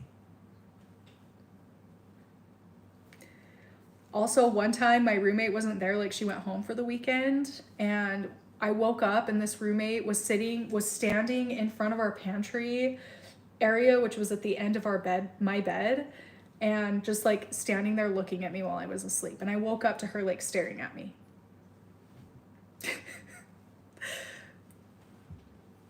I don't know. I think that maybe something was going on, because I think that going to college, like away from home, might have been a little too much for this girl. So I do feel a little bad, but it was honestly kind of scary. And like, it made me feel extra scared because like, I don't know, she would always try and like give us massages and stuff, and like, I don't know, it was kind of weird. Anyway, that's pretty much the gist of that one. But it was really scary. She wasn't sleeping, she was awake. Like I would wake up and say her name and she would respond. Like she was awake. She knew she was there in my room while I was sleeping. Oh my gosh, guess what also happened at this college? So actually, back to that guy who I never watched his dogs again. There was a point earlier, before that happened, that story happened, like maybe 2 months before that, there was a point in the winter when I went home early from Christmas break. I went back to college early from Christmas break because he needed me to watch his dogs. And then I had driven home, or I had gone back to the school, and very last minute, he didn't need me anymore. But my roommates weren't there. None of my teammates were there. Literally nobody was at the school, because like who wants to stay in Wyoming over Christmas break? Nobody. It's freaking freezing. It's like so freezing with the wind chill. Anyway, so I was the only one there. There was like some scheduled maintenance or something that I didn't know about. I had literally no money. I had no money, you guys, seriously. Like I didn't even have to buy groceries because the school would, my soccer team paid for us to have so many meals at the school cafeteria. Like they would provide us meals, so I didn't really need to buy groceries or anything, luckily. But anyway, that was all shut down because nobody was at the school and it was Christmas break. But I went back to take care of this guy's dogs, but I'm the only one there. I have no car, no money, no nothing, and the heaters were out. There was also no Wi-Fi. Heaters were out. It's Wyoming. There's a freaking crack in my window in my dorm room. It was so cold. Luckily, like, I don't know if the heaters were broken or what. Luckily, my microwave worked. So I had to fill water bottles up with water and put them in my bed to be able to sleep at night because it was so freaking cold. And that whole, I think it was like 4 days that I was there before everybody else, I just laid in bed with my heated up water bottles all around me because it was so freaking cold. We had no food. There was no food in our pantry because we, had cleared everything out to go back home for Christmas. We didn't want anything like rotting. I guess we had like some nuts and like maybe a few top ramens, but yeah, that was like a really brutal 4 days of my life. No, I told her to get out of my room. I was like, what? I said, bleh, her name. What are you doing? I'm sleeping. What are you doing? And she was like, I'm just waiting to talk to you. Like, just very nonchalant about it, which I think creeped me out even more because she like didn't know how weird that was.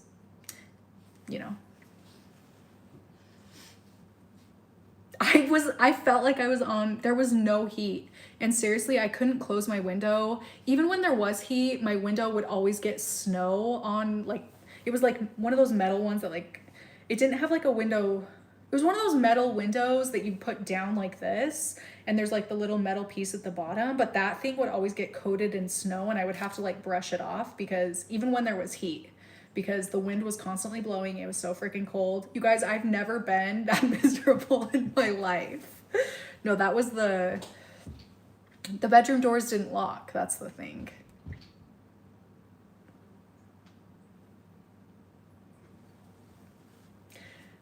That's the thing. The bedroom doors didn't lock.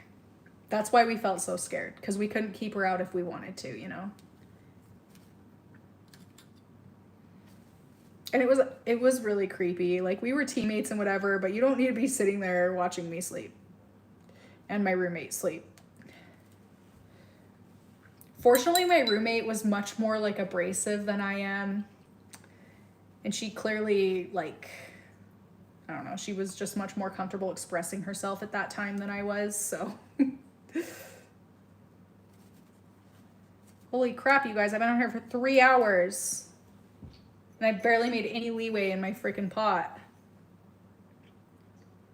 Anyway, yeah, the kidnapping story. Sorry to be jumping around. I guess we're talking about my youth. Welcome to my youth. Yeah, this one's not like crazy or anything, but we used to run around the neighborhood. It was just like a big loop and then there was a little loop. Anyway, we would go on runs all the time, me and my sisters. Even when we were little, we just liked to run, and there was like a river by us with a bridge that we would go hang out at. Anyway, this day, I don't remember where we were going, but we were running up this road to go on our usual loop to go to the river, and this big white like van, I don't know if that's why I thought I was getting kidnapped, because it was a big white van. Anyway, this big white van, like, really, it seemed very deliberate. They would slow down by us and then kind of drive ahead, and then we would kind of catch up, and then they'd slow down a little bit, and it just felt a little bit weird. And finally, at one point, I grabbed my sister. I'm like, we need to turn around and run the other way once that van like went around the corner of the loop. So we turned around, ran the other way, went back to our house. Fortunately, we weren't too far away from our house, but we were sitting in our front yard, like behind the tree, waiting, like hiding from this van. And we see the van had turned back around, followed us the way we came. So they never got us because we made it home. They didn't see us at our home or anything, but it felt really weird that they were slowing down and then they turned around to come follow us. Yeah. That's weird. They definitely were trying to kidnap us, right? Also, you guys, guess what? One time I hitchhiked. What? Like recently?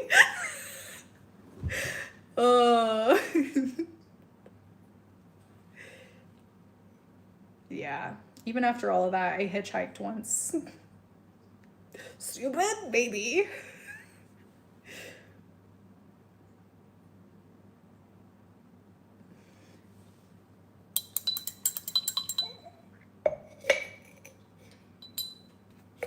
Yeah, we did the thumb thing on the side of the road in Zion National Park. Yes. Me and both my sisters. This was in 2021, so not even that long ago. How do you know? And in a national park, too.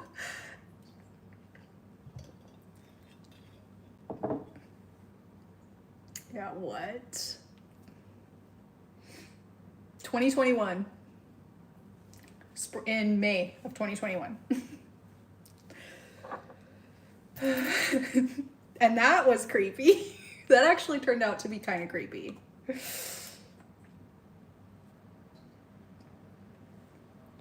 Yeah, Ubers, it's just like kind of in the middle of nowhere. There's not really Ubers. I guess there is in the city, but they would have to pay to go into the park. And I don't think you can get an Uber into a national park because I don't know if they have like passes or if they have to buy a pass to get in. I don't know. I know, and that's stupid. That was so stupid, but let me tell you, so it was 2021. All of the shuttles were shut down because of COVID. If you've ever been to Zion, you go to like a bus stop and the shuttle will like pick you up and take you to whatever hike you want to go to. There's really no, you can drive cars through if you want to, but at that time they weren't allowing cars because they didn't want people congregating in the parking lots. So if you took a car in, you couldn't like leave your car to go do a hike. So we ended up, if you've ever been there, you know how crazy of a distance this is, but we walked from the entrance of the park where we parked the car, where the main car park is, all the way to the Narrows at the other end of the frickin' like Zion. The Narrows, okay? So I think it's like 3 or 4 miles. Anyway, we walked all the way there. It was so freaking hot. It was May. It's the freaking desert. It was blazing, okay? People die from heat exhaustion in Zion all the time. Anyway, so we did the Narrows hike. I think we went like 8 or 9 miles into the Narrows, which the water was really high because it was May and there was runoff from the winter. So the water was like up to our chest part of the way. It took a lot of exertion, honestly, to do that hike, especially for that long. Anyway, so we're walking back. We're all freaking exhausted and we still have like 3 or 4 miles to go because we're out of the Narrows, and we're like, we kind of like wanted to die. Like we kind of didn't care if we died because we were either going to die of heat exhaustion on the side of the road from doing this hike and trying to walk back. We're like, if we die, we die, or we're going to die on the side of this road. You know, that was kind of our thinking.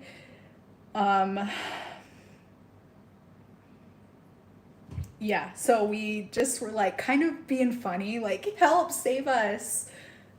But like if it happened, we were gonna accept the kind help. Anyway, this dude, it was one guy by himself. He was kind of older, pulled over, picked us up. He had a trailer behind him. Or was it an RV? Was it an RV or was it a trailer? No, it was definitely a trailer and like a truck. So we get into the truck, my sister's in the front seat, and then me and my other sister in the back seat. And this guy, he just seemed very, like, he wasn't really super creepy, but he just seemed like really into himself. Like he just kept talking, telling us, like he was maybe like 60. He just kept talking to us about all of his life accomplishments and like how he's done this and that and this and that, and he's like this big writer for some college thing. I don't know. I just didn't love his vibe, if I'm being totally honest, but like, thank you, good sir, for stopping for us. Anyway, yeah, so he drops us off at our car, and okay, that's that. We survived the hitchhike, okay? And we ended up going back to our campsite, which is outside of Zion.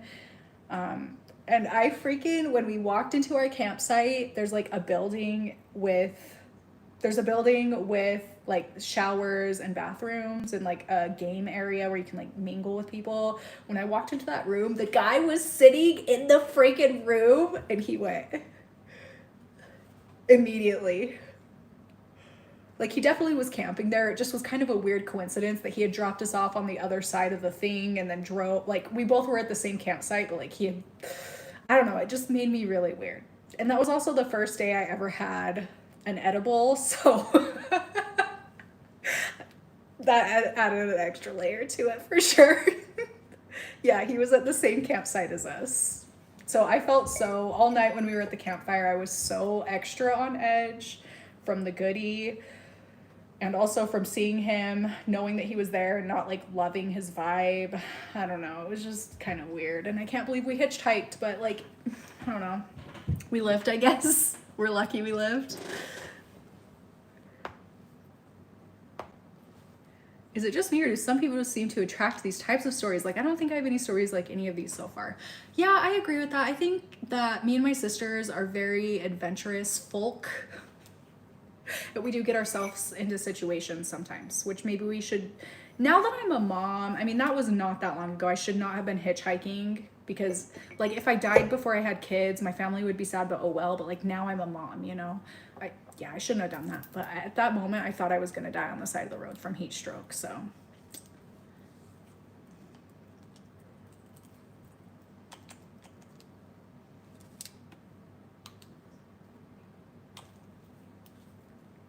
You know what, my sisters, they do. They attract stuff, especially my sister Morgan, because they're cute.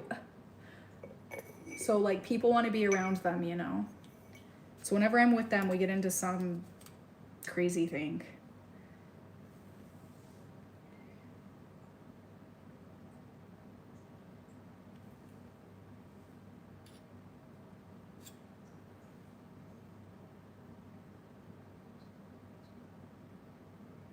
But now it's fun. I'm glad we survived to tell the story, but like don't hitchhike, especially in national parks. Too many people go missing in national parks.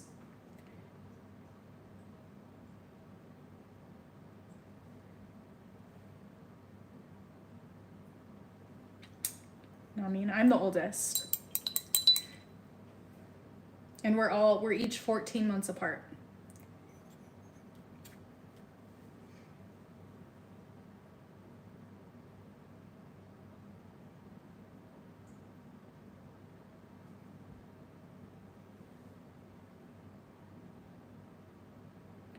You guys, I think I'm gonna go soon. I'm just blabbing on too much about my history. Maybe I'm oversharing.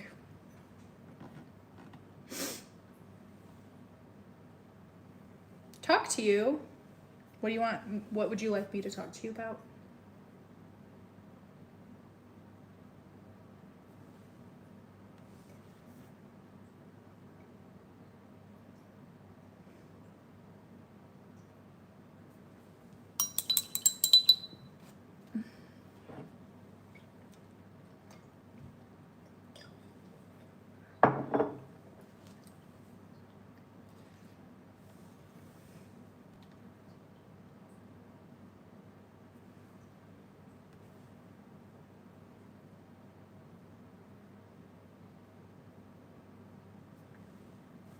Anything?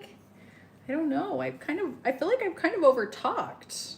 We've covered a very wide range of topics today, wouldn't you say? I think Ryan's gonna be home soon. You have the same drinking glasses? Cute. My friend gave us these. It was a set of 4 of them with a like drink dispenser thing where you like flip the notch and then like the liquid comes out into your cup. 4 cups of that and one of those for our wedding a long time ago.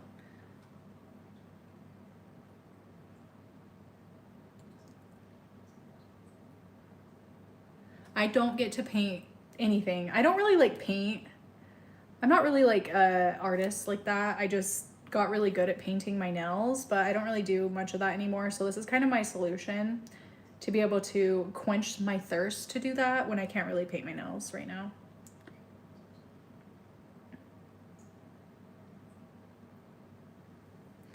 I do like drawing and stuff though.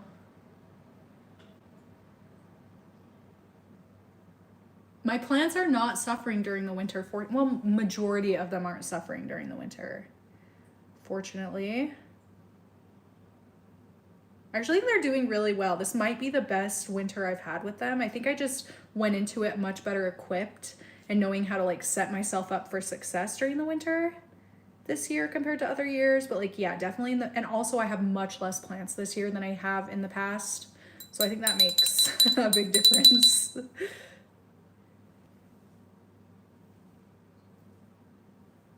Can you guys hear Bismarck snoring?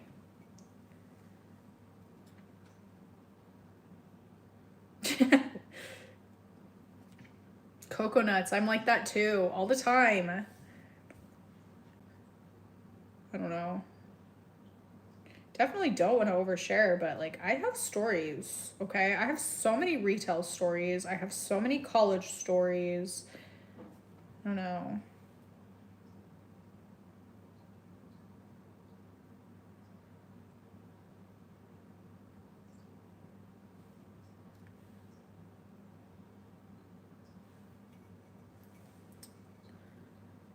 I'm an open book too, but I know other people aren't. I'm willing to share whatever you're interested in hearing, for real. Like there's no, nothing is really off limits to me. I mean, there are a few exceptions, but it's just like when I feel like people are interested in what I'm saying, that's when I'm like, oh, okay. You know?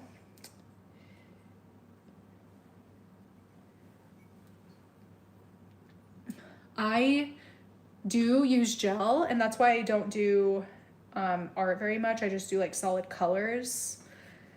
Because it's just like, I don't have a ton of gel colors. I only have a couple. They're just expensive. Like, I don't want to spend all the money I need for all these colors to do intricate nail art, you know? And I also don't want to be you can use regular nail polish as nail art on gel, but you have to let it dry between layers, like between doing like a top coat and the nail polish. So it just takes a lot of time that I don't really have. I mean, I guess I could have tonight, but this is doing it for me today, so.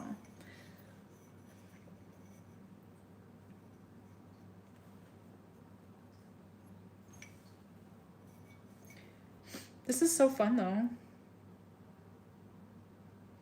I do really enjoy doing little like artsy creative things like this. Like I said earlier in the video, my favorite thing to do every day is color with my kids or draw with markers with my kids.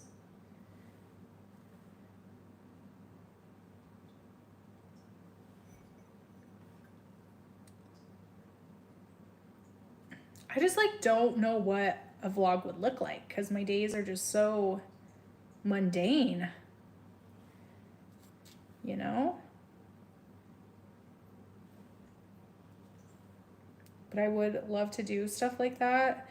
I actually was thinking about doing a vlog this coming Wednesday and maybe throwing in a couple repots I really, really need to do, but it couldn't be like its own video because it's only a few.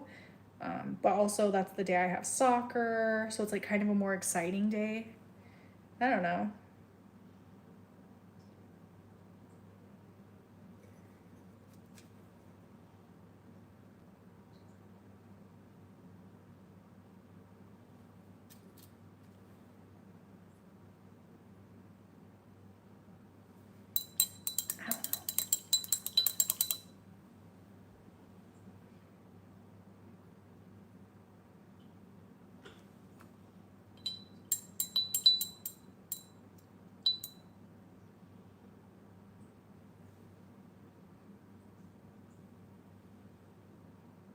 I never got ice cream.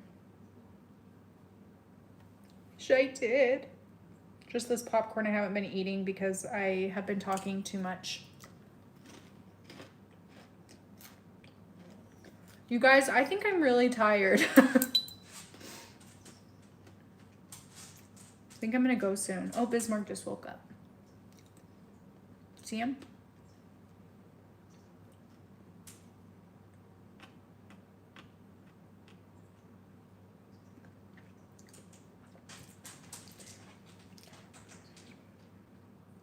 I don't know if I'd ever open my own plant shop at this point.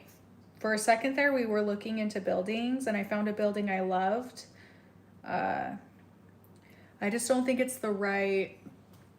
wasn't the right time of life for us, and I don't think I'm in a place that I would want to deal with the responsibility of owning a plant shop. An in-person plant shop. I like doing like a very casual side hustle online kind of plant shop. But I would love to have a building where I could do my YouTube stuff more, have a little more space and freedom for my projects, but I don't know if that'll happen. Especially with how I'm kind of treating YouTube this year. Very casual.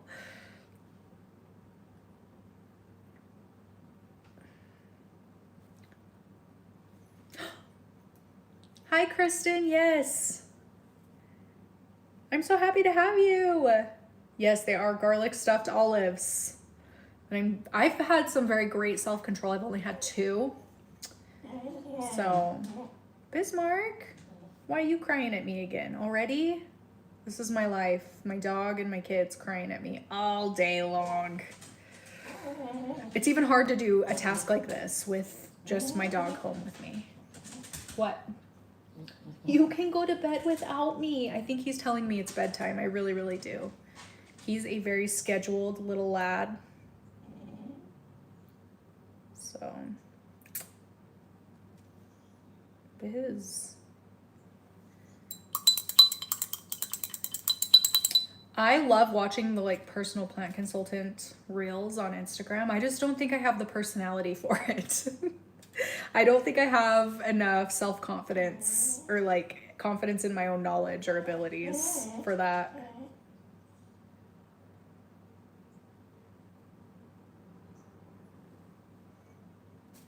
I really love watching, oh gosh, who is it? Something Toronto, Plant Gal Toronto or something like that. I really like her plant consultation reels. He literally probably, no, this time I don't think it's because he wants his food mixed, but usually that during the day, that's what it is usually. Right now, I definitely think it's bedtime because usually we're in bed by now. I'm an 8 o'clock, 8:30 bed kind of girl. He's like, let's go play Zelda. Let's go play Tears of the Kingdom.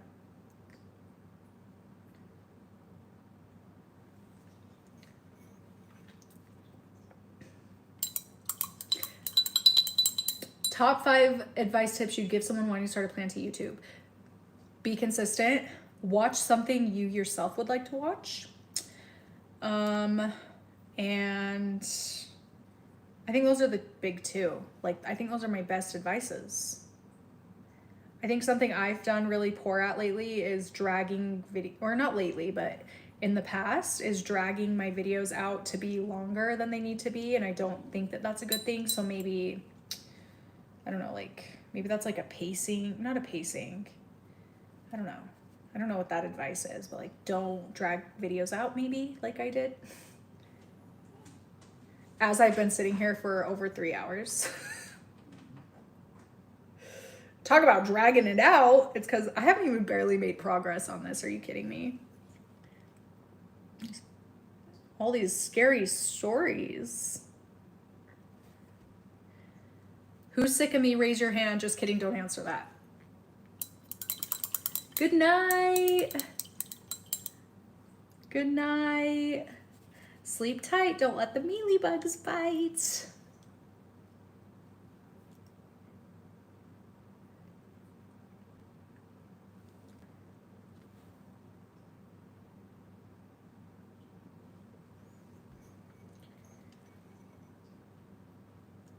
Good night. Thank you. I will not let the mealybugs bite. Thank you.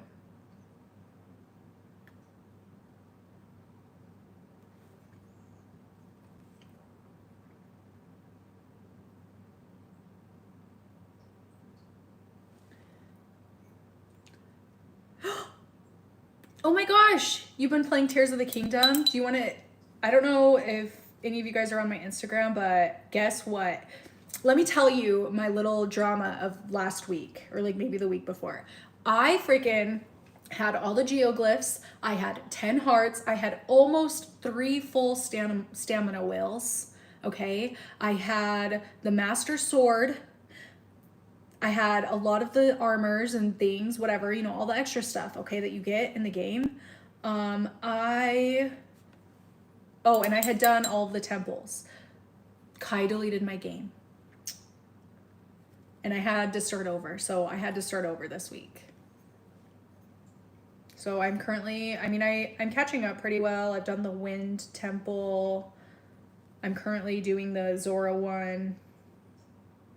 I just started the Zora like whole thing. Oh, and I had all of the towers. I had the whole map unlocked.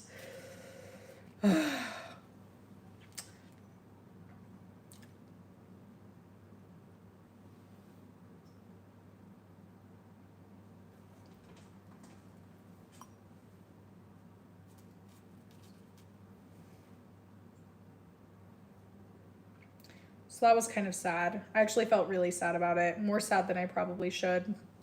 It's actually kind of pathetic how sad I felt when that happened, when I realized that he deleted my game.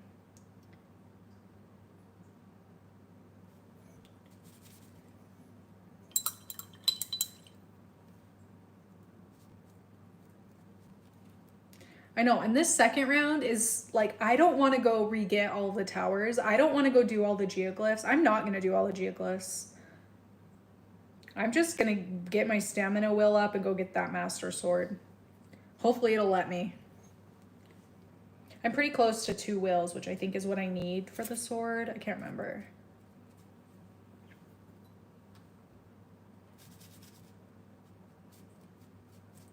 Good night. Yeah, I think I'm going to put a Hoya in here. A little Hoya. Do you think that would be cute, or what do you think? Someone said a little money tree would be cute, too. I like that idea. But I don't really have a little money tree, and I don't want to buy anything new.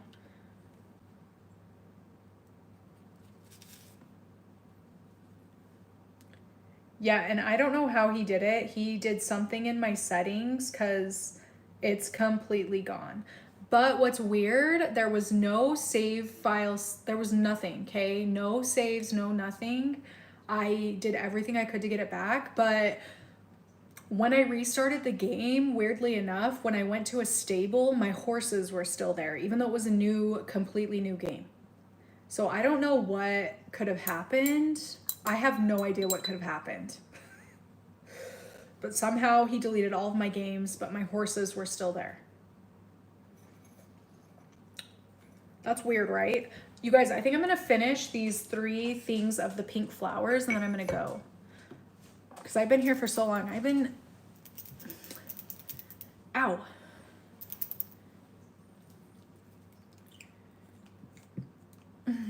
Oh no, Harvest Moon, no!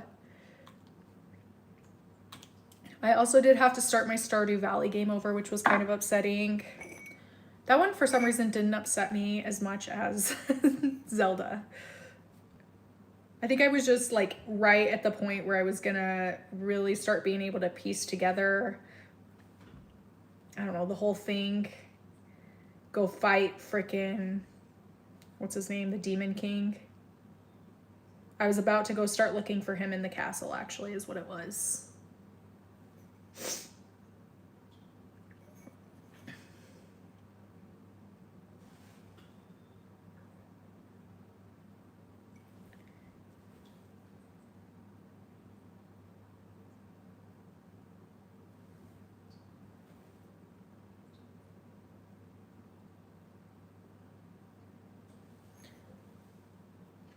Hi, you went to bed and woke up already? It's only been 3 hours. I need to go. I'm really clinging on to this life. Oh, so many people have left. I think it's bedtime. Is everybody getting tired?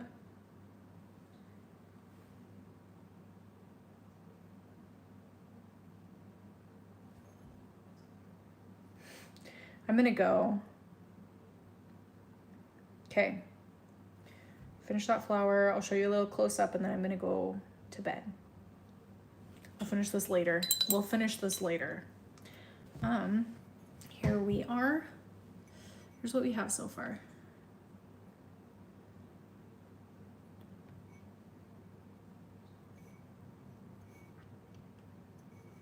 Let's go ahead and add the dark pink onto the lighter parts.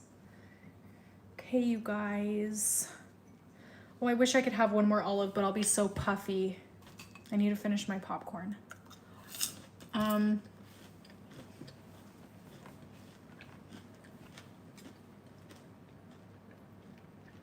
Thank you guys so much for hanging out with me.